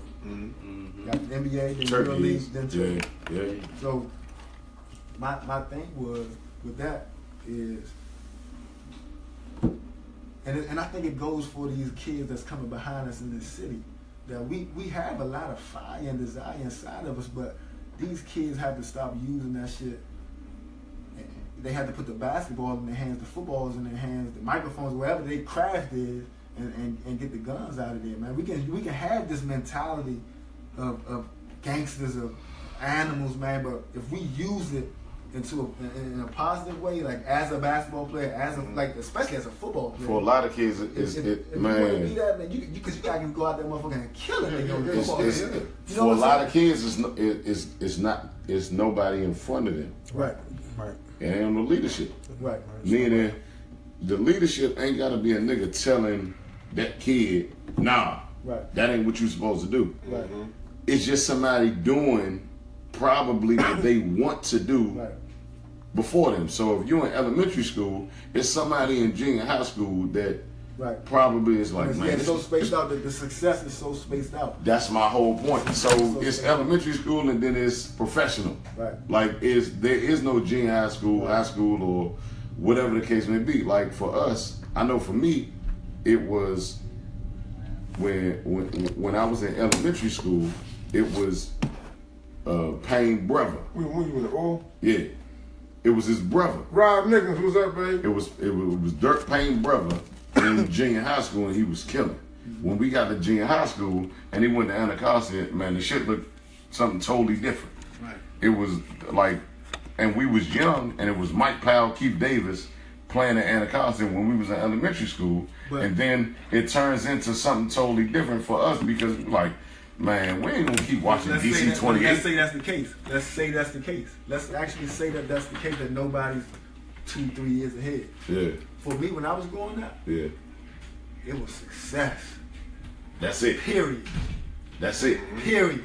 It wasn't nobody in front of you from where you was at. Nope. But think about it. We not that far removed. No, like, no, I understand, but I didn't see it. And That- when I was in see, elementary that's what I'm school, I didn't saying, see like, it. Because you got to think about for everybody, you gotta it's think different. I understand. You got to think about what I'm saying is this is a message. This Man, is a message these that guys I'm. talking some good shit tonight. This is a message. Real This is a shit. message that I'm sending because I'm not the only person whose mom was Obviously. murdered, father Yeah. was murdered. Yeah. These kids going through that right now. Respect. The kid Keon is going through something similar. Yeah. You know, with his family background, I heard a little bit Yeah. about his family background. Let it be success. I understand that we do need some direction. When I was coming up, I got to like the 8th grade, y'all had Delonte Taylor on the show, Peanut. Right. My man. I mean, saved my life. My man right there. Saved my life in a way. Yeah. You know what I'm saying? Saved my life in a way. Look, that man know you to death. I'll tell Saved you my that life right in a way. now. Saved Yes, my life sir. in a way because what he gave to me, you can't even write this shit down in the book. Because it was so genuine, first of all. And he said it that day. He was like, hands down. Remember when you asked him, he was like, man, Trey Kelley or Brian Chase? And he was like, man, Trey Kelley, hands down. And He's not going to deviate from that plan. It wasn't about the basketball aspect of it. That's his guy. The one like, thing, see, if you know, me and Delonte, way back in the day, I see that motherfucking number sometimes, put my phone like, man, I don't feel like talking about that basketball. But you gotta answer that motherfucking phone because he's actually talking. He's talking sense. And he's talking sense. But he's about the conversation. He's crazy about the shit. Yeah, no, I'm telling you some real shit. He's obsessed with He's a lunatic about this shit. I had 39 against Kentucky at Kentucky. It was like the second most points that somebody had at Rebel Arena. yeah. And he watched the game. This motherfucker called me. And cuss you out. No, he called me. Want me to show you how to get 50 next game? Yeah. You know what I'm saying? That's the shit he do. And then, and I sent him some tapes one time. I came home with some tapes, with some DVDs. I came home with some DVDs. One of them was the game we played at Florida. And we had went on to the fucking next season. We already in SEC play. It's January. This man called me about one of the games from last season. But that's how he operates. Yeah. Shorty, when you should have put that mother on your left, when you made the move, and the knowledge. Hey, now you a wild motherfucker. But my thing is the knowledge of the game was insurmountable. Nah, that nigga love You know what I'm saying? That nigga love and but his love for me and the group of people, the group of youngins that like he had Daniel Battle. He's from Daniel Battle's from the same area. You know, from the same neighborhood. Simeon and those dudes. That pedigree in that small little area right there in Langdon Park was dudes that helped me so much. You got Simeon, you got Peanut, and you got Benny and Jeff. Benny and Jeff. They You know what I'm loved the saying? game so much, but they loved us so much, man. Yeah, and still today, they still love the game they so gonna much. for anybody. Right. Yep. You know what Right. I'm saying? No bullshit. And I had dudes, honestly, you know, played a 10-year career, but I haven't played in the NBA. Everybody knows that. I had dudes fall off. I'm not gonna name any names. But I had dudes fall off the coattail. You know what I'm saying? But you have guys who are so Name some names. Fuck that I wish Man, we don't name some names. Fuck you for the coach. We don't shoot coach shit Somebody up say there. ask Trey who was his toughest matchups when he was in the SEC. I can answer that. You gotta go with somebody like Rondo. Yeah. Because at the time, Rondo, I remember when he got drafted, first round. Yeah. People called me my friends. And, you know how neighborhood guys. Yeah, obviously. And people called me. Because they with you. People called me. Yeah, like, they man, with you. Man, this bum ass nigga. Yeah, exactly. But he went the year before I was a senior. So Right. this bum ass nigga, man, he went first round. He That definitely going. You know what I'm That saying? nigga But might get 20 rebounds. Yeah, in but one I'm game. telling him, man, he can do 3 essential things Yeah. that a point guard can do in Right. the NBA. Can handle the ball, He can pass the ball, and he's a hell of a defender. Right. You know what I'm saying? Oh, yeah. And he was so Rebound, athletic. man. He was so athletic at the time. And So what he 6'2"? I give him 6'1". I Long give him ass 6'1". But his arms Touch the are ground. I seen him at Oak Hill, man. So I go with It's Rondo. like, hey, There was really no point guard matchups, man. Honestly, I played in the SEC, so it was big man oriented back then. over You had Florida. Kentucky, Florida. You had Florida who About who Georgia. had, Georgia and Joe no Kim guards. They had Sunday out and Al Horford. Yeah. Yeah, they had About Arkansas. no guard. They had the wing guy Ronnie Brewer that played with the Jazz. Oh yeah. Okay. But it was more 3 to 5 oriented back then. Right. They have good what good Not point heavy guard, backcourt. but I dominated the point guard. What basically. team you hate to play though? Nigga, It was Georgia. Felton coached that team. you went to the NIT championship twice We won it. and won it once. No, we won it back to back. Y'all won it twice. We won it back to back. I We remember won it that. back to back. All right. Won it back to Okay. back. A lot of people told me that I should have left after the second one, my junior year. It don't matter. You know, but Even I ain't gonna say it don't matter. I'm just saying Gym, no? yeah, with the That shit stage. was crazy. that's an accomplishment in itself. Because I honestly, Those I don't think nobody in this area can say like that's a part of what we got going on as far as got a post basketball. championship. Nobody has a championship Right. on a college level that we talk to on a regular Right. basis. And those were everybody says it's for the best years. The of your college life. championship. Mike Graham was in. Man. Lonnie Baxter got one. Your Lonnie man. Baxter. We had two national All right. championship guys. I get Lonnie one. Shit. what you drinking? Dope Bloom Nothing. won it? The Stretch Jones one? You missing what I'm saying? Lost. You miss. You missing what I'm saying? I'll talk to you when we done. Mike But- Graham. No, but Do you mean no, with the Rose? special thing about, especially the second one, winning that, I was all tournament team. The second year we won NIT, and I had 150 people at the game, and I brought my grandmother onto the floor and gave her the trophy. Man, it was probably the best day of her life, and Of yours too, of mine too. Yeah. And it meant so much because. Me and my family struggled together, man. Not only with my mom, and my grandmother lost 3 kids to murder in the streets. 89, my aunt, 96, my mom, and 92, my uncle. So we all went through that together. So to have a moment like that, even just a moment, just a night like that, it never makes death worth it. But in moments like that, man, it helps you appreciate everything that you have. Yep. Yeah. You know what I'm Yeah, saying? and for you saying that on what we doing right now, man, that's like a whole story that, you know what I'm saying, that the world need to know. You know what I'm Man. saying? For you, the corn, how what we got going on. When I even talked to you the other day, it was like when you ain't hesitate at all to be like, No, like, I'm- because it was more of an honor, man, than anything. Like I said, I don't know what you thought, but at the end of the day, Slim, You crazy. you the best dude I ever seen. I respect that. At the end of Respect. the day, Definitely. best dude I ever seen. Way much respect. Like over the top of their Yeah, respect.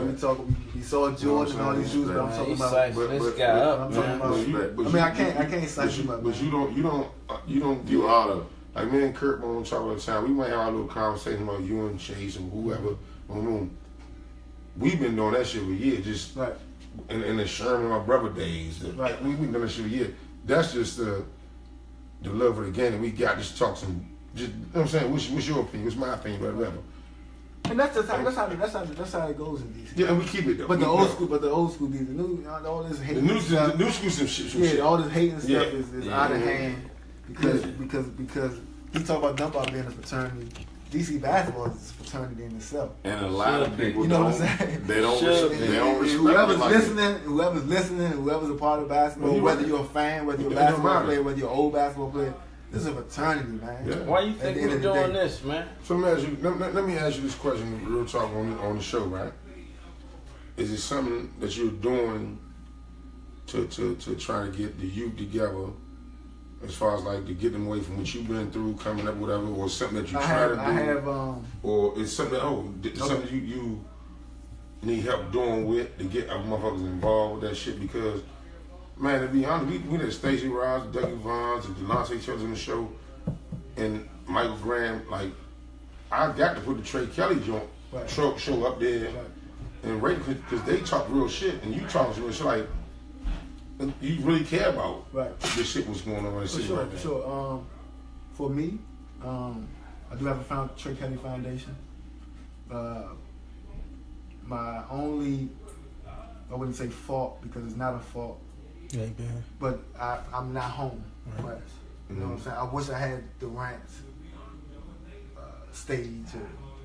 Man, say that shit. I wish I had Kevin Durant. Fuck that, KD. The stages that he had. Motherfucker, this mother talking some real shit, I'm not gonna talk. You mean trust factors, whereas you can know that there's something going on while you're away.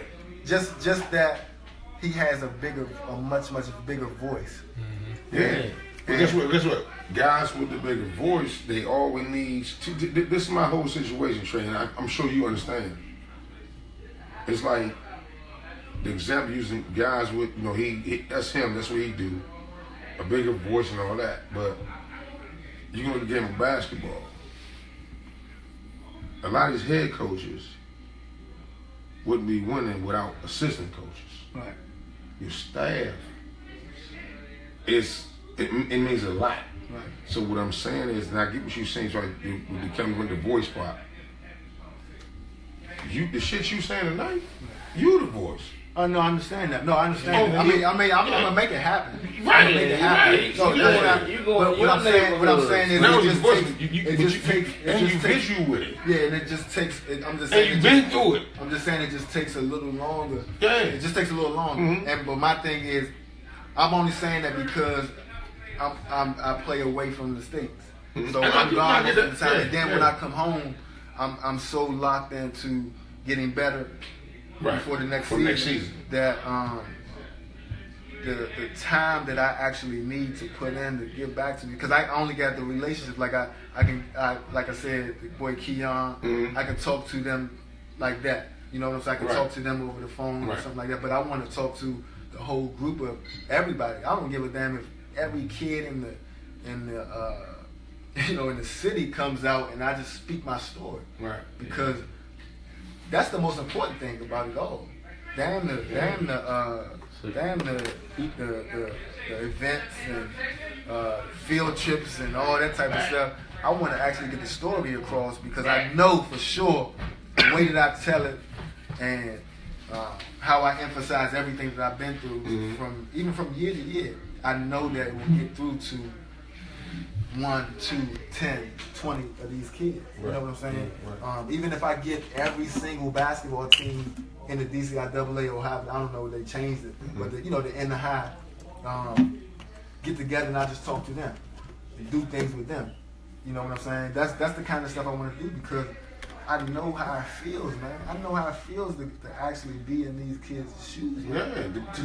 And I have talked personally to some of these teams. I went to Woodson. I went to Ballou.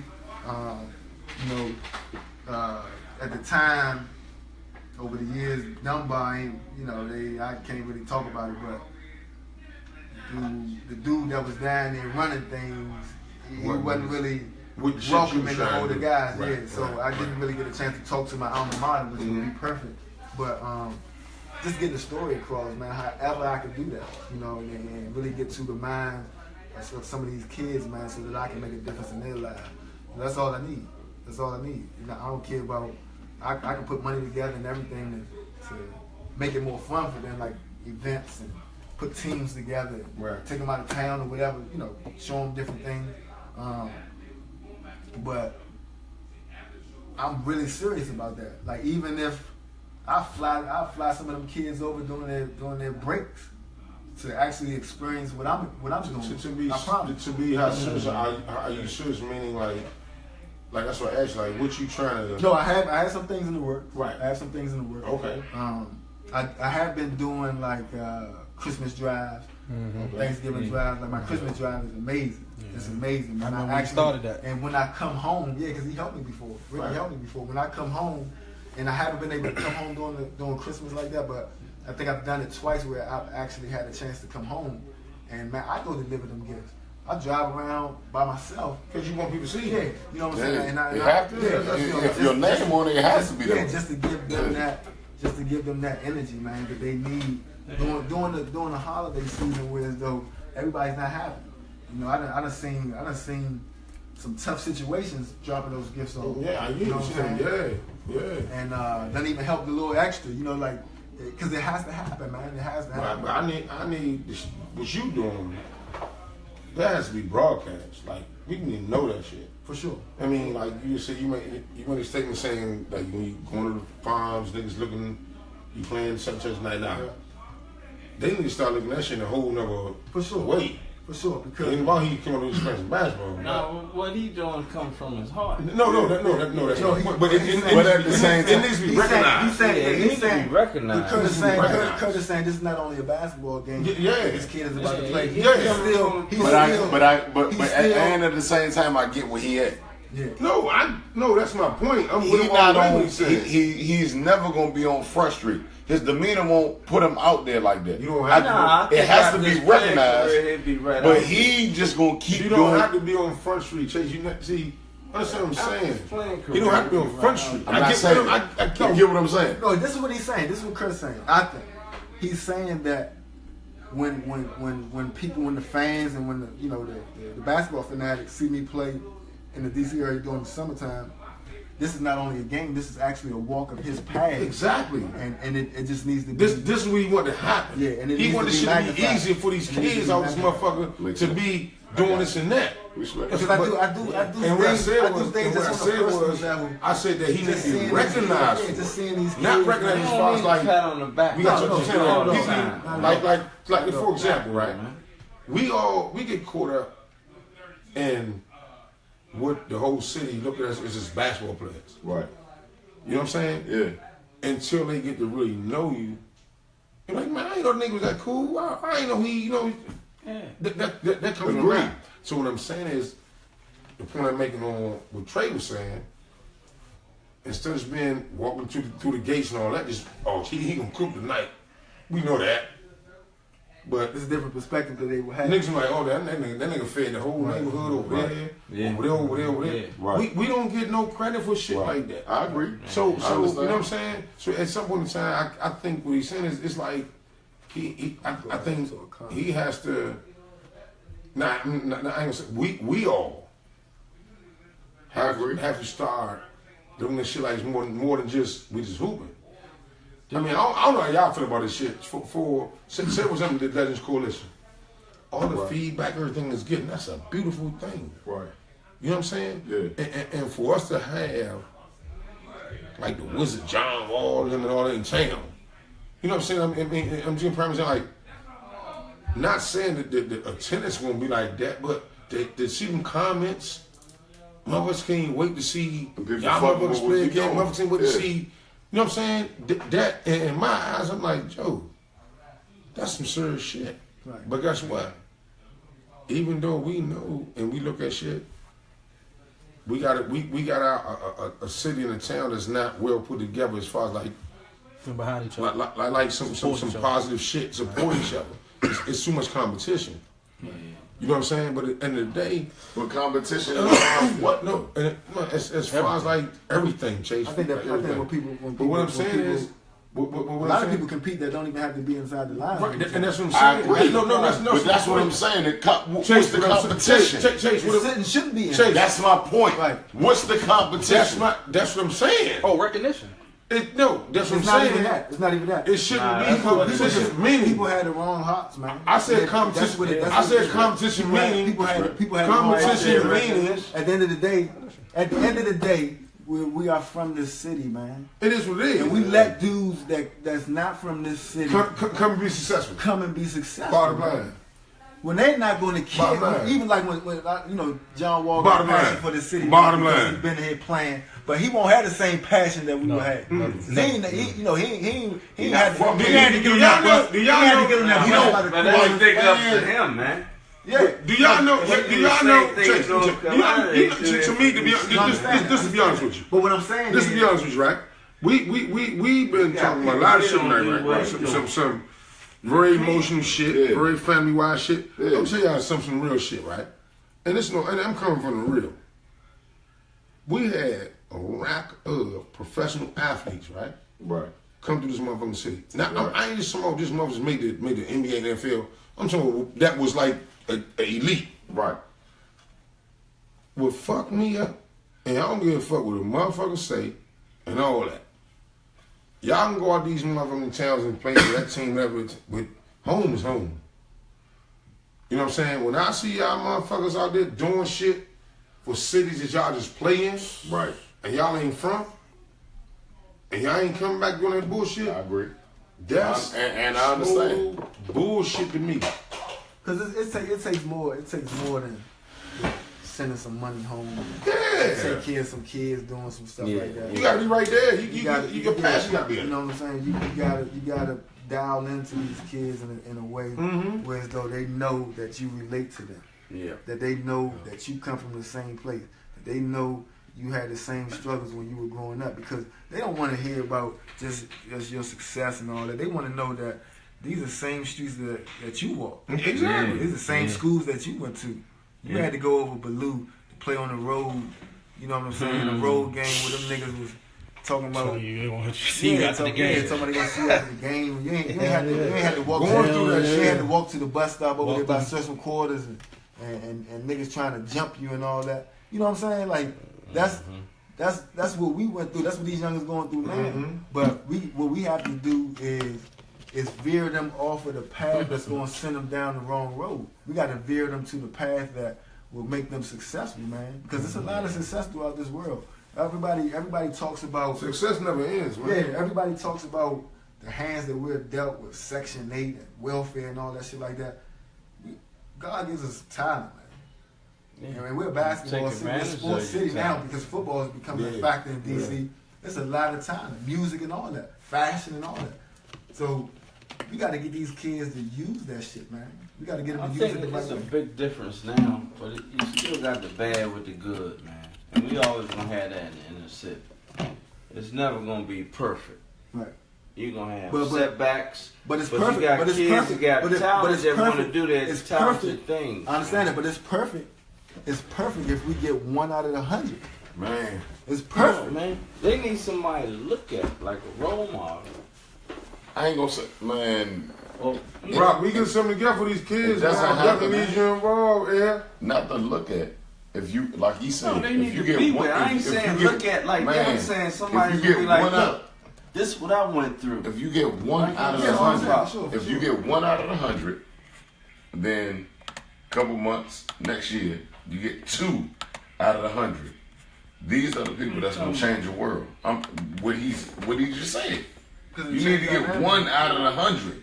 And we got to stop. And I don't Period. know, I don't Somebody. know. I don't know if this. I Because don't know if what you kind of. listen, all jokes aside, all of us have been 1 out of that 100. Period. Right, for sure. We all been 1 out of. Sure, We that's a all fact, got a man. story to That's a tell. fact. That's a fact. So then, now think about if you really sit down and be like, let me pick my phone up, or let me think about the kids whose lives I've changed, or the kids that I've helped. Same thing with you. Your shoe drive, when we were just talking, man, all that. Let's let I pay attention to everything. Sure. Same thing with him. You think about all the people that's under the umbrella of what you got going on, and it's not on Front Street, but you help You got- some people. just So now think you about it. change the family life, and one family can turn into 10 families. I get it. And we need DC Song dudes. play. We need DC. DC dudes. We got these entertainers and ball Shit happens, players, man. It's not from this city, man. There's some good This shit, is man. a city. Shit happens. This ain't no area, man. Nah, This ain't no area, it's man. not. Ain't no This fucking is DMV, man. Because it takes away the struggle when you think when you talking about when you think you talking about DC. When these dudes holler DC. Yeah. It's not no. I'm not talking about no territory thing or nothing like that. But what I'm saying is, man, DC is a different animal. That's special. It is a different animal It's when you special. talk about It's these very neighborhoods, special. man. When you talk about Southeast, when you talk about Brentwood and Trinidad and all these places where it goes down at. You know what I'm saying? Yep. And we were a part of that growing up. And you got these guys that didn't have to really go through that. That shit was outside of my door. Yeah. That shit was outside of my door with my homies. You know what I'm saying? I seen some of them niggas get hit with gauges and you know what I'm saying? And when I can come back and get to these kids in a way that I want to get to them and give them my experiences and give them everything that I went through, they are going to feel the relation. Nothing but respect. You know what I'm saying? They are going to feel the relation. That's what it boils down to. Like, that's what it is. Yeah. Because you use your platform. Right. You use everything that you've been through. And I'm talking about even going to the heights of, like I said, if it's some special ones in there, I fly them over to see some games, just to see my life, to take them to practice. I promise. It's nothing like a kid's actually seeing Experiencing it. Something different. You know So what somebody I'm saying? looking up to you. Because that's what it takes, though. You know what I'm saying? Because I care about it. I'm telling you, I care about it. Because I know what it's like. I care about it that much because I actually know what it's like, man. All of my friends ain't get out of it. Yeah. All of his friends ain't get out of it. All your friends ain't get out No, of they it. still there. No, they still there. We You know right what I'm here. saying? Everybody still there. I go Everybody's see, been through the yeah, same I go to They see still there. Right. But we always Mentally. have mentors too. They still there mentally. We But always it have has- that it mentor has that's nothing- inside of us. we had the Boys and Girls Clubs and all that type of stuff. We have to become that. Yeah. We have to become that. We have to step I agree. in. We have to step in place of that. Respect. You know what I'm saying? And we have to step in place in a better way as far as like not looking for nothing out of it. Like just our time and having these youngsters in that motherfucker in the gym and we ain't looking for them there, man. Where this money at? Just for us. You know, you got to think, and like you said, you pinpointed something with Delonte Taylor. I mean, like, way back, that nigga ain't never had his hand out for nothing. But always was like shorty. Like, some shots up. And Let's do this, let's do that. You know what I'm saying? And Baby ain't doing them I got guys. to talk about my man. Yeah. I got to talk about my man in the same sense. Curt Bone. That's not that. You already I there. got to talk about the biggest That's heart, the biggest heart you could motivation ever guy. imagine. Listen. Motivation guy. That's your man. Nah, he a great man. Man, Curt Bone, I love Curt Bone Unbelievable. because of the simple fact that, like, he knew my family, and then at the same time, he treated me the same way. Right. You know what I'm saying? Like, a lot of people don't know that, but he knew my family. So when it comes down to that, all it takes is one person to be a conduit to a certain situation. Right. You know it's basketball too. That's But my it- point. but it was- and it was you know life. it's basketball. And it was He knows it's basketball, but he can't play it. Fake Nah, he Magic can't Johnson play. ass. Nah, he can't play. That's my man. it was Fake Magic Johnson ass. it was life with Bone, man. Yeah. You know, it was more so life. He was just a fan of what I did as a basketball player. Respect. When I played on his team. Respect. Man, he it was so much love that when I played in the NIT, as Chase mentioned, he drove up to the game and was late. You know, he always late to shit. Yeah, late. And I remember my Yeah, t-shirts, yeah, man. he stopped at a Fridays and made them people turn the game on. You know what I'm saying? Just so he can see it. Like the first half or some shit So, like no, that, so and no, then yeah, drove the rest of the way. Said the whole game. No, he went back home. Didn't even come. Mm-hmm. He didn't even finish the drive to New York. You know what I'm saying? And I mean, this is more personal, but from the time I was in the 9th grade until the time I finished as a senior, And make all the sense. every in the time I world. was with him, every time I was with him, every time I was with this guy, he would when he take me home or whatever, he going in his pocket before the fucking stop sign. Mm-hmm. $100, $200, $300. Yeah. As a pro, I played 10 years. He never asked me for For nothing, dime. he ain't gonna do that. Nah. That's not his style. You know what I'm saying? Great and motherfucker. the conversations that we had is so much love with him that sometimes, man, I prayed to play in the NBA to make one of them big contracts. I would give that man $1 million. So you can look out for him. Yeah, Yeah. You know what I'm saying? Because it's love. yeah. It is love, and Respect is respect. he Like, probably need that's listening family. to this. He probably sleep right now, but Yeah. I love him to death. You know Bone, hey Bone, I'm the highest That's paid. family. I'm the highest paid, Bone. He You said, gave me $700 a game. like, Man, you said 200-300. You gave me $700. Every time you drop me on the lane, you give me it $700. made sense because I wasn't even dressing when I made Utah team. I wasn't even dressing. You working out before the game? No, yeah, I was working out before the game. Yeah, they go I was working out shower before the and put game, suit and on. I was passing them niggas the ball when they, like the veterans, Darren Williams and all, they came, and it was time for them to work out. Talking to this nigga on the phone. All right. Where y'all playing at? All right, I'm playing here. But I'm going to be in Jersey in like 3 days. Yeah. Okay, let me know.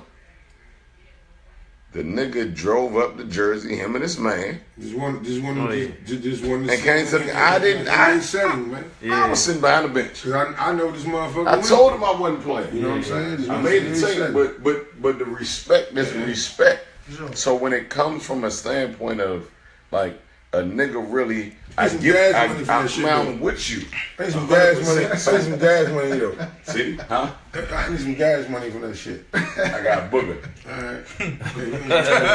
Gas money. Fuck out of here. No, I just actually want to see them in that atmosphere. But that's respect. But you got dudes, man, that we cross paths with that are like that, and it's a genuine love that you gotta have for dudes like that. My high school coach my last 2 years, Zoe Roach. Zoe. My high school Yeah. coach. Respect. Zoe Zoe came out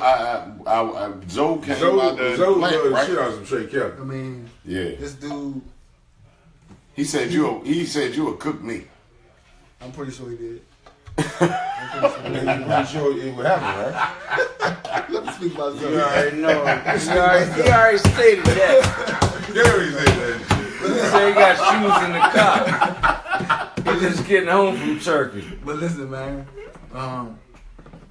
you got a dude who actually, it's so crazy about our relationship that we were so much friends at the time that he came to coach me that the player-coach relationship had friction at some point. I'm talking about the ways that we was about to Y'all fight. was so cool. Because we were so much friends. Y'all was, You know what I'm saying? y'all was too cool. I mean, we fought one time or had a crazy argument, and the next day he talking to me how to win this Christmas tournament we're in. Wow. You know what I'm saying? When I was at South Carolina, he brought the assistant coach down there to the game. When I was being recruited by South Carolina, I cut my AAU people off of the actual the recruiting so that he could take over the recruiting. Him and Nut. You know what I'm saying? Because I knew that there were no ulterior motives, you know, inside of them that would deter me from making a good decision. Yeah, they had your back. You know what I'm saying? You trust him. And that's my man. And you know, over the years, you know, when we keep in touch, man, the love is so genuine. And How much you give them South Carolina, Zoe? Talk about that later on. Yeah. That's another show. Might need to have a show on Wednesday. He got that top secret clearance in the fire department. He got some gear or something. Yeah, shit. He got some gear or something, man. Respect though. He got some gear. Respect. They might have slid him a check or two. A check on 9. Dave Odom made So him look, all right, now- But if they gave it to now- him, if they gave it to him, he shared, I bet you he shared something. Let me ask you this. That's my man. That's That's my man. That's my man. Zoe Roach or Gary Landis? Because you played for both of them. Oh, that's a good question. Hold on, tell me. So you talking about, let me ask y'all this. Coaching? Y'all talking about coaching Coaching. or basketball or Coaching. playing basketball? No, just coaching. Or just okay, yeah. So I ain't never seen Gary play. I heard he was cool back in the day, whatever. What? I'm talking about coaching. I won a championship with Lamp. That's all I'm asking. He's a better player Is it than close coach. or it's not so close? you both of y'all. Or Zoe Roach or Gary Landis? That's a great So what's motherfucking going in the question. question? Damn. Better player than coach. You say what? I'm going Zoe Roach. Is it close? As a coach. It's definitely close because I thought Gary was a hell of a philosopher in regards to the game. And he was your close friend, but though, he man. was, yeah, I'm the reverse Yeah, regardless. it's biased, man. But I It's just thought the fault of Lampins was when I played for him. I'm gonna play for him 2 years, my 9th and 10th grade year, and I don't know what our relationship would have been like as a vet, as a high school vet. It could have been different. 11th, 12th grade. Yeah, it's different as 11th, 12th grader than a 9th and 10th grader Totally trying to come different. on the Yeah, scene. totally. But he was too philosophical. Gary. Yeah, You know what I'm saying? And Hey, Joe. it was two. It was Hey, let him take them motherfucking cones down 485. You can finish the shit. Work these motherfuckers out with it. It was like mind games and Nah, shit. man, And I thought we was too young to deal with that. But he really, that's what he did. Yeah, that's what he did. He really did. If And you can I just think when you talk about Zoe, you always talk about the fraternity thing that we have at Dunbar. right. His passion was so deep into that black and red. I'm talking about Zoe Roach. That he wanted to see us do so well. That's why our relationship extended even after I took that black and red off. And I thought that made him a better coach. You know what I'm saying? I thought that made him so much of a better coach because it was basketball and he wanted to win games, he wanted to win championships, but at the same time, he had more of an interest in it because he bled black and red also. Right, You know exactly. And that made him that much of a better coach. And he wanted to win. Right. And, Like we all know his, I don't know if you guys really know him personally, but his fire and desire is unbelievable. I don't know. I don't know Zoe personally. His fire and desire is unbelievable. I know his brother. When you talk about His guys, brother is my right hand. And when you talk about guys like Nut, who's crazy about the game, whose knowledge of the game is deep. He's the same way, but he's more fiery with it. He's more passionate with it. You know what I'm saying? He's more energetic with it because you know. And when he want to get his point across. Right. And you know, and he's gonna give it to you straight. Respect. He's gonna give it to you straight. You know what I'm saying? Respect. And I always respected that about him. And you know, he helped me, man. He helped me. But that's the whole point of everything. Help is the process. Lampkins helped me. So if Roach helped him, that's the whole point. And that's the reason, man, I swear to God, on everything I love, that's the reason why I wind up going to Dunbar. That's what the coach supposed to do. Like, I really looked up at all the banners and all that shit, the murals on the wall. I really looked at that shit like, man. It's funny, man, because you I'm played like that. You played with Ricky Stokes. Fuck him. Wake Forest guy. You know he was my assistant coach. Fuck it, I know. Yeah, Dave man. Odom. That's funny. I know. Man. He was assistant coach. He was Dave Odom. He was his assistant coach. Right. Fuck him. Yeah. I think he had some scandal or something down at ECU where he was coaching. Okay. Probably so, man. He all black. right, though. Yeah, black He man. was messing with some girl or something like that. I'm cool. Yeah. I didn't really get along with him like that either. I didn't not get along with him, but it wasn't. Nah, I had a guy named Rick Duckett who I was close with down there. I'm cool. All the way there. Yeah, and Dave Odom is. Dave Odom, let me tell you something, man. That's my man. He came to Brentwood. You know, set up my Dave grandmother's Odom. table. Set up my grandmother's table. Respect. Came to Brentwood. I'm talking about walk through weed smoking everything. We get to the door and sat there. Sat there. And had his hour and a half, 2 hours. And everything he told me reflected my 4 years. Every single thing. You're gonna fight for the starting spot as a freshman. Respect. And you'll never miss a starting game after that. Respect. Let me tell you, I dealt with DC guards before. Yeah. I met him. He called me. When I first met him, I met him at Union Station at the Uno's. Inside of Union Station. The first meeting. Oh, wow. He told me to meet. I'm walking down there by myself. I'm going down there by myself. This ain't even no official joint. It's not no official visit. It's not a. Why wasn't he supposed to be doing that? Hoping we'll get in trouble for this, but nah, he done now. Probably one. But I met him. At Uno's at Union Station, and you know what he told me at the time? Your decision is our decision in regards to you signing with the school.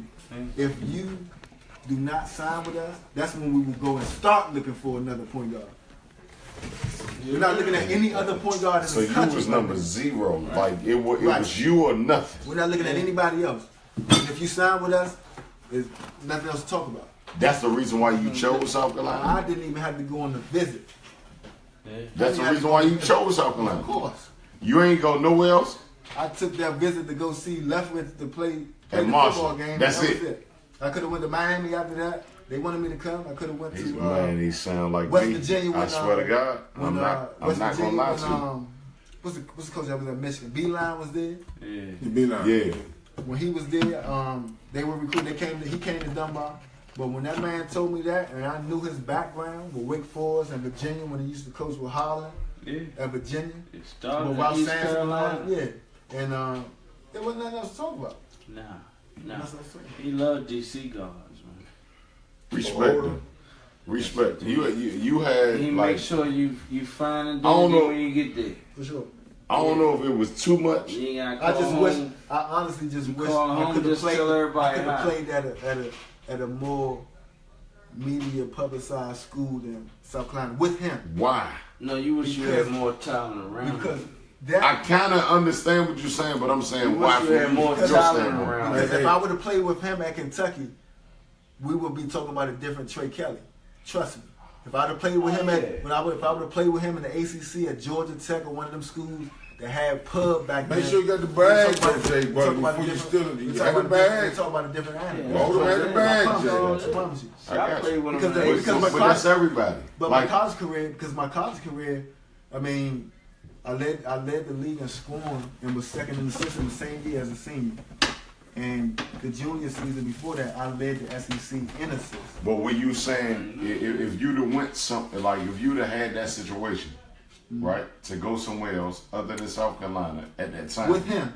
right, With that coach. with him, you would have been fuck South Carolina. You would have been So head if you like was at over Wake heels. Forest, You you would have went been to Wake Forest Would have been totally player of the year, Totally SEC different player of the year, and all Because that. the only reason why I didn't get SEC Player of the Year that year, it was nobody even close because of fucking South Carolina. Because of the school in because of general. the lack of publicity that we Yeah. had. Now, shit, Y'all if some football I would have school. went after this Final Four run that we just had, Right. 2-3 years down the line after this, Y'all it'd be was a totally football different. school. Yeah, we football school at the time. Spirit, we got Lou Holtz walking the sidelines when I Right. first get Right. there, and then you got Right. Steve Spurrier walking the sidelines. At the, I understand. At the, But the only thing I say about that, and the way I look at a lot of shit, and I'm not only speaking because of my experience and all that, and Chase, we had this conversation going back and forth about going to a big school, doing this and that. It'll find you. Just me personally, y'all dudes got the game. We don't motherfucker where you go. For sure. No, I'm just making. No, I get what you're saying. I don't regret. No. I Right. get what you're saying, but I get a lot of grief with people with me. Oh, why you go to Drake? Why you going to? I mean, because I knew I could play, and I knew when I went against the guys that went to these big schools, it wasn't shit new to me. You know what I'm saying? I mean, And it makes sense. But to what I'm saying is only yourself can fuck up shit. Right. You feel what I'm saying? In certain situations. Now, you can come up short on oh man, they keeping this dude for that, boo. But at the same time, as from a mental aspect, only you can fuck yourself up. Right. You know what I'm saying? You can be like, man, I ain't playing this shit no more, or I'm just waiting till this happen, all this. But at the same time, it don't get much. My point. It don't matter the fuck you go. If you can fucking play, you can fucking play. Give me a UDC some up on with. The way the shit is going on, it's so easy.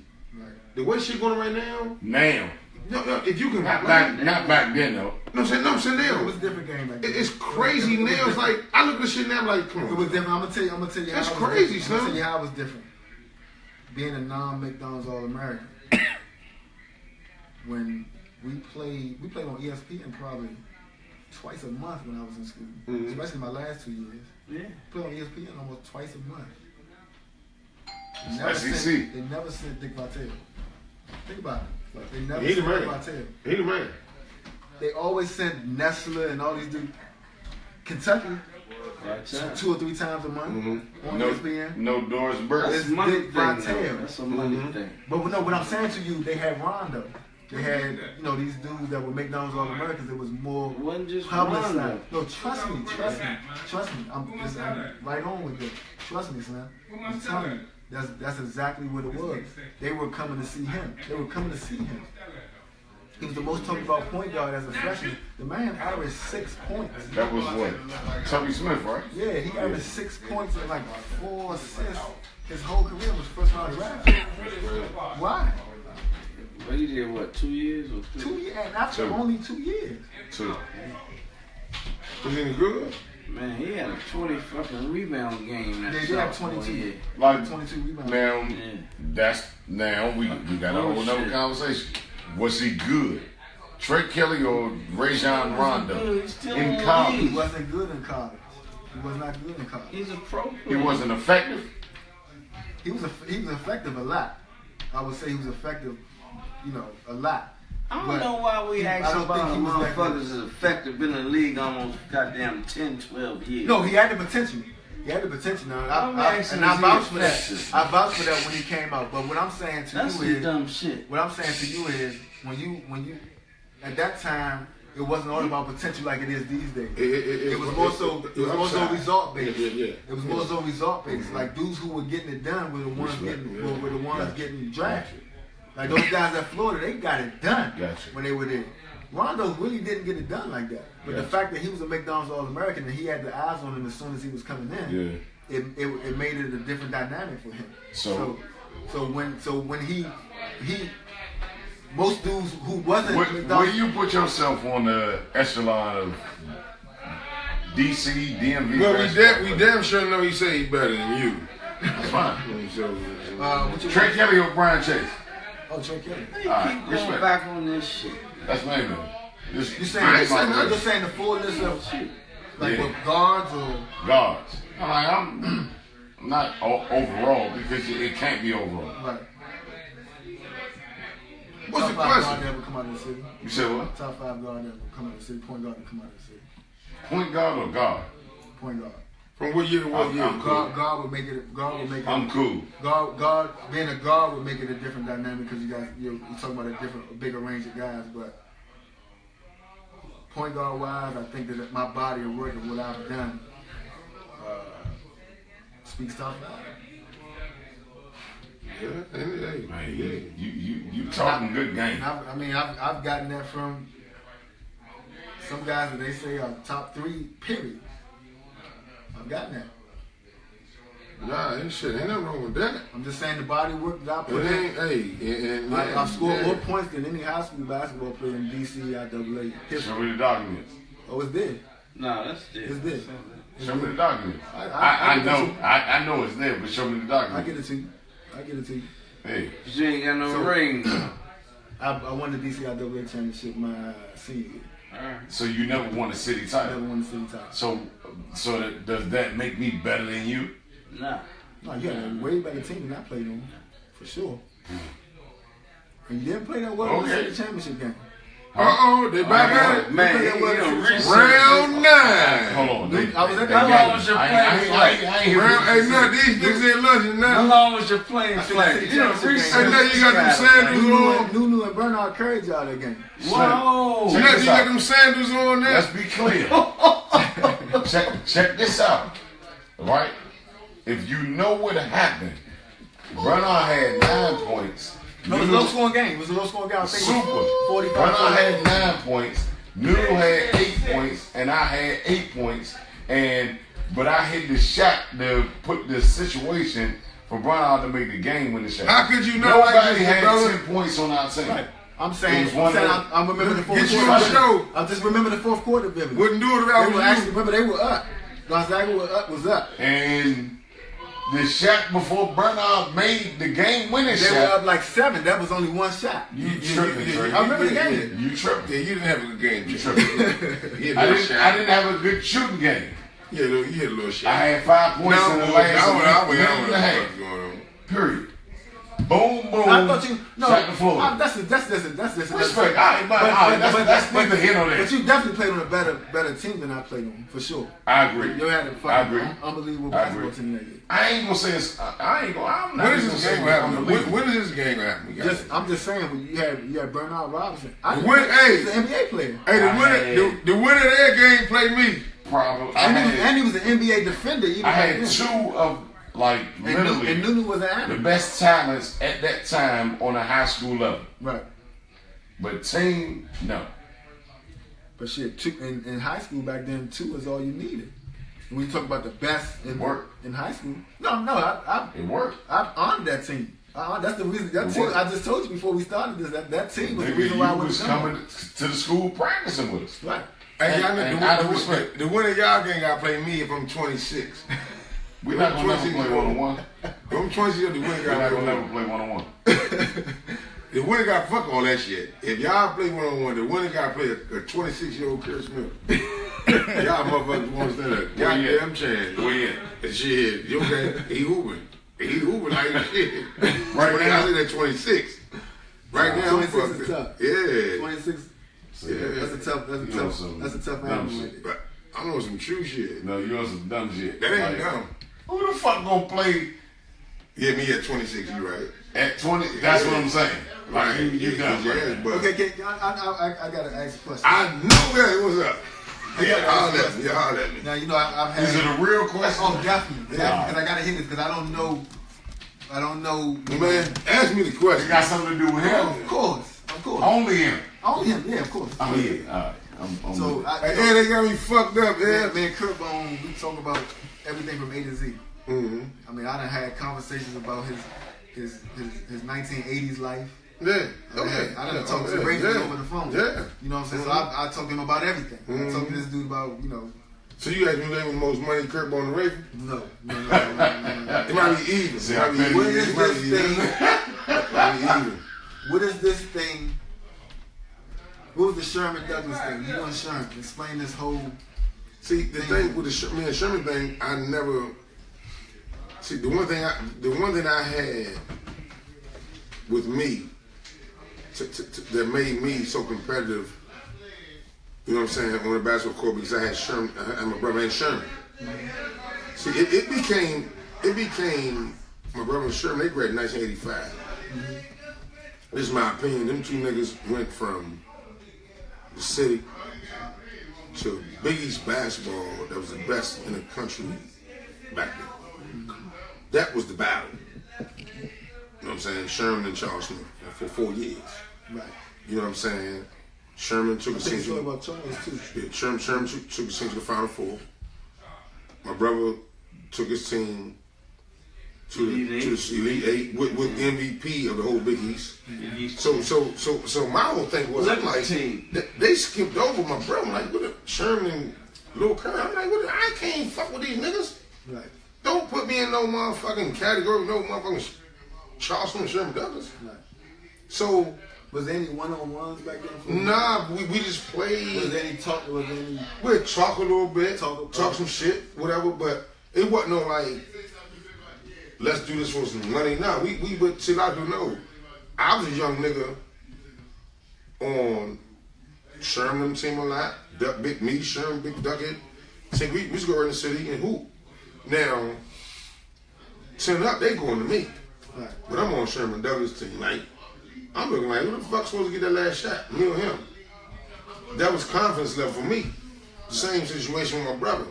My brother didn't go out as much as like, you know what I'm saying, going to hoop certain places, but at the same time, he was well respected. And when it came down to going somewhere to hoop, whatever, they still wanted me. Like, I mean, Bootney, all of them dudes. So that's my inspiration to be like, you know what, I had a non, can't nobody stop me. Right. If these niggas give me the rock at 10 up, if we lose, we want to go the fuck home, and they trusting me. You know what I'm saying? That's you know what I'm saying. That's motivation to me. But to get back on the Sherman shit and all that shit, to me, I never had a basketball beef with nobody. I was, to me, You in your own lane. that shit was, it was, look, we played them, we played them. It don't matter to me. I knew what the fuck I was gonna do. Right. But at the same time, I just had so much tutelage from my brother, Sherman, Mel Middleton, Right. and them guys to be like, It's crazy because I think, Sure, he never wrote nothing. I think a lot of my maturation came from just conversations about that stuff. Right. I know a lot about that stuff, and I was never even close to being not even that age. But I talked to Curt on. You know, I spent a lot of time with Melvin Middleton when I was in high school. You know, talking about these different things, talking about what you guys been through, some of the battles that you guys had down in the coalition and down these different jams. And then I started to see it. yeah. You know what I'm saying? I know about the game when you played against Muggsy, like I was there. And I never saw clips or footage of that game at all. But I heard how they helped you all week. Man, you ain't gonna be able to get it past half court, all that dumb shit. I heard about that. And I'm like, fuck that. You know what I'm I ain't saying? shooting off that You know what I'm shit. saying?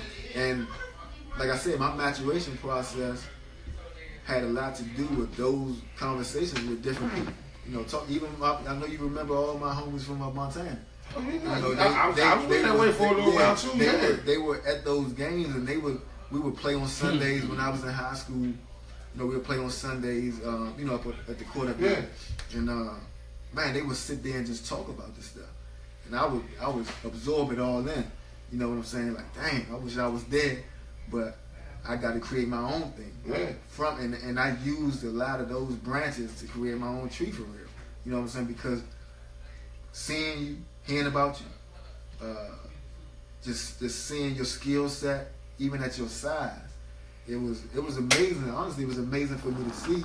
And me at my size, I'm a little taller, but I'm not 6'6", I'm not 6'5", so I knew that I would have to be able to use some of the stuff that you use to get your shit off. Yeah. You know what I'm saying? No So I stole a lot of that shit, man. And that, like I said, my observation and the stuff that I absorbed had a lot to do with my maturation process, for sure.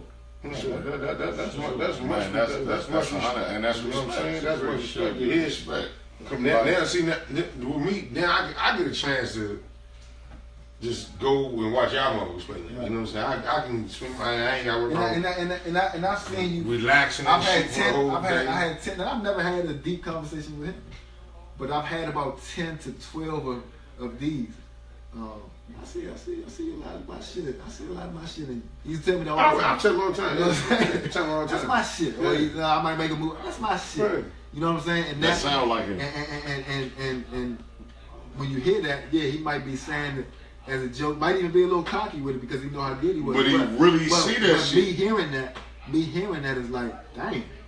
No, but he really see You it. know, yeah. No, he's an asshole. You lucky, man. No, he's an I've asshole. almost 40 years. He ain't Let me give tell you a compliment yet, man. Slim, let me tell you that.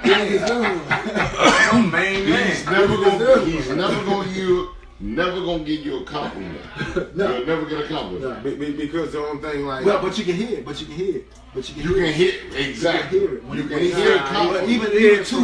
Even two words like young nigga. Yeah, you was alright. You was alright. No, I ain't talking about nothing after that. Yeah. Young nigga. Yeah. I hear it. I hear it in that. You know what I'm Well, saying? for I hear it me, in that. because my handshake was like, shorty, he was alright. He was alright. Yeah, but no, you guys were closer. That's different from me. Yeah, So it's totally different. You guys were closer. It's totally different. It was, well, when he just seeing me in spurts over the years, it's different from him actually giving you the tutelage. Right. Because he's more so maybe even analyzing your game more than he ever analyzed mine, because he's going to give you some more pointers after a game or after a season, after college I'm season. always gonna talk You know about what I'm saying? You want to know what like, all jokes aside, from a competitive standpoint, we have been put against each other since you was in Dumbo. For sure, because Man, you keep saying the same. he taking the cop. No, I'm not. He taking the cop. Kurt Bone and Kurt Bone. Taking the cop. Now, Keep hearing this shit. both of the Kurt Bones. There's only one Curt Bone. That's fact. somebody's asking. So Kurt Smith, Somebody's asking. Let's go. Kurt Smith and Kurt Bone. That's where that's where the disconnect came from. My husband is amazing. Man. Because every I'm talking time about that shit. that we were supposed to play against each other, or we was on the same team, I'm talking about this comment. it's Trey Kelley or Blind Chase. Trey Kelley or Blind Chase. So now you think about both of the Kurts. They talking I can shit answer to that. each other. I can answer Me and that. him never had a conversation to this day.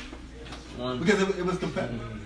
I mean, we already went through that conversation, but that was Kurt against Kurt. right. We have these conversations. But listen, somebody's asking. This goes way back.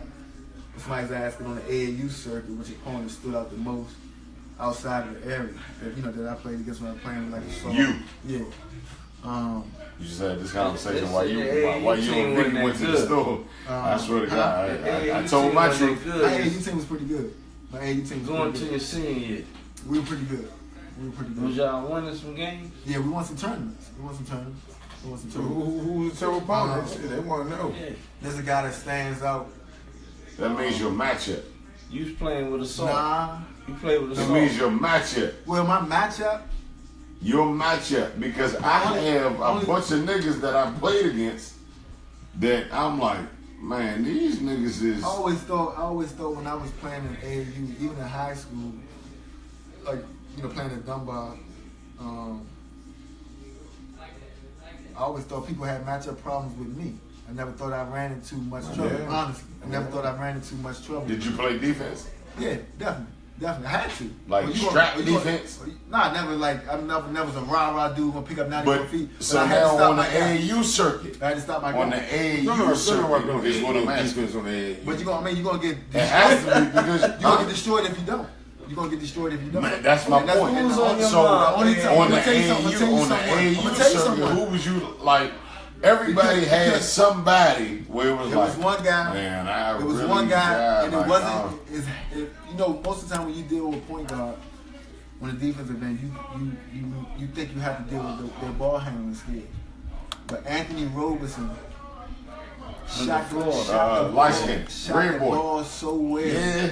It was unbelievable, and it was so hard to guard because you didn't know how far And to go out. this AAU, Right. You didn't know how. I mean, he was shooting near half court. and he the homie. He was shooting with half court. That's He was my man. shooting near half court. He ain't no Fuck with homie. But the other dude I I was fuck thinking, with him. the other dude I was thinking about, I've been living overseas, man. the other dude I was thinking about, I didn't play much against him. Homie. I've been living overseas. And you'll remember him. You'll remember him. The other dude I'm thinking about, I didn't play much against him because he was a little older. He was a little older. I remember Rose. Jonathan Hargett. Oh fuck. Oh, Yeah. He was unbelievable. No, My not play. like that. He We was played unbelievable. against him. No, I'm saying I was a guy that I really didn't play against much because he was a little older. But just seeing what he did, I mean, he was Westbrook at that time. John Hall was a Yeah. bad motherfucker. Yeah. That's So that's- he was. And he was Westbrook with me. That nigga's He bad literally- motherfucker. Went to semi through the joint out Hey, on the that nigga's backboard. bad motherfucker. On Fuck everything that. I love, Christian, man. on everything I love, he was Jonathan Hall was a bad motherfucker. in between our age gap. Right. We was at NBA camp together, and got into his little trouble. Right. But then when I was going to the 12th, he was going to the 9th, Right. but he was supposed to be going to the 12th. Right. So that's why y'all wind up on the circuit together. Y'all was all met. Y'all was all met together. Somebody's Though. asking about this dude. Somebody's asking about this dude. Y'all probably wouldn't even know. Y'all probably wouldn't even know this dude, man. But there was a game, the most epic high school game I've ever played in, for sure. The most epic high school game I've ever played in. We went out to Douglas in Baltimore. They had the boy Joy Dorsey. Oh, Joe, yeah. Yeah, Like, when- remember- What year was They this? had a guard. What year was this This season? was 2002. Your junior year. No, going into it was my senior year, but the game was in 2002. Oh, the Dunbar Baltimore classes. Tyler Smith Who? went to DePaul. Yeah. Carmelo's buddy. Carmelo's buddy. They say Carmelo like took care of him so much he left school and thought he didn't need it. Like thought he didn't. Yeah, it was something like that. But he was unbelievable. He was unbelievable. He was a point guard. Is that the dude that Carmelo kept inviting, kept going to dinner camp at the corner? No, that's Drake. That's Drake. Okay. That's Dante Drake. Drake was kind of Drake late was bloomer. overseas with me. Yeah, Drake was kind of late bloomer. France, Spain. He was kind of and- late bloomer. He was Yeah. kind of late bloomer, but he could play. Yeah, he was a late And they bloomer, had but he Dorsey. can play. Yeah, they had Dorsey and they He's had not going to downplay, Dorsey but he went to can play. Memphis. yeah, Tyler Yeah. Smith. Tyler Smith had one of the best. You know that Durham Williams crossover, from right to left, back to the left to right. But the hesitation, Oh man, he bouncing with it and right to left and shoot And he, his man, jump he shot. was So they left-handed. beat y'all that- Yeah, he was that's left-handed. Saturday I think he had like maybe 33. This is the only game that I saw Roach not even. And he became so much of a fan this game because it was one of those atmospheres where as though it's rowdy in the gym. They got dudes talking in the stands, and Roach he really stopped coaching, man. Was talking to some guy in the stands. The guy was taking Tyler. Roach taking me. He just talking trash back and forth. He to the was guy. that good? He was that good. He was that good. He was that good or he was that good on that night? No, he was that good. He was that good. He went to DePaul. But I mean, some guys, man, when they go to college, it's hard for them to adapt. You know, it's hard for them to adapt. And that was something that I took pride in after my 4 years when I you know, recollected everything. You know, you're coming from a situation where you're in high school, the best player in the city. You're averaging 30 points for 2 years, and you got to go and run the team. Yeah, you did. And Pass the the ball. way that I adapted to that, Pass the ball. I was proud of that. You know what I'm saying? I was proud of that because it wasn't only about the assists, the numbers. It was about the leadership. And that was something that evolved with me because of what I was going through personally. Right. You know what I'm saying? I was leading everything around me. I remember, man. I remember in college. You know, I have a bunch of kids in my family at the time. No, that's real. I'm calling home and giving directions because that's it. That's the leadership role that I had to take. I think. And that took it over to the basketball game. Yeah. What a lot of people don't understand is when you leave, they don't understand like the emotional value that you have when it comes to home. Right. Because And it's big. man, It's so man, big. Hey, listen. It's I had totally different But listen, when you leave. man, Like listen. when you here, you like, all right, I'll be up there in a minute. Listen, I had When you leave and you can't I had get to where I had the two best your summers of my life in the grandmother, your go-go's. You know what I'm saying? Like, to be honest with you, TCB had a run so big back then that I was in all of them joints. And when I went to college, man, I couldn't wait to get home for a break. But after that first couple of breaks, I became so locked in and focused on what I had to do because I had 4 years to get this thing right. So, man, what was at home, it didn't even matter no more. That's but my my whole family. point. But my family. You know what I'm saying? Man. Other than that, I had to. This is a business for me. Even though I'm in college, this is a business because it's gonna become a business when I leave here. And you knew Order the Mac, you the fried that nigga, right? I was always bro. Nah, I'm bullshit. You know what I'm saying? It's all good, man. Nah, don't no bullshit, man. Man, I'm gonna listen. talk some good shit. Trey's supposed to say he's supposed to fry me. No, no. And I'm going to fry him. Yeah. But at the end of the day, Legend Coalition, we about to like start in 2.5 weeks. Yeah, man. See, And me and Trey is the backcourt. That's a great thing because you know what I'm saying. Like, I talk with the frying all that shit, right? Y'all treat dude, y'all damn good. Don't get me wrong. Y'all damn good. We alright. Nah, y'all want We ain't never bothered nobody. No, We'll put people in front of us and shit happens. Well, I'll tell you this, motherfucker. That's all I got. I will say this to you, motherfuckers. Yeah, all that frying y'all be doing. Yeah, I'm the grease motherfucker. Start this shit. You don't play I with would have fucked both y'all. Yeah, I would love that. I would both You y'all. don't play no Homo. more. No homo. I would have fired these niggas. Yeah, you don't play no more. Yeah, I said that, Trey Kelley. Man, I said that, Trey Kelley. great show tonight, But y'all man. don't play though. Alright, so look. All jokes It's aside, been a competitive. Alright, so look. It's been a lot of. When the league start, right? Red Cup Hour is done. Real, Thanks for coming out. See y'all next week. real live. Next week, Coolidge or Dumbo. He ain't cut it off yet. Coolidge.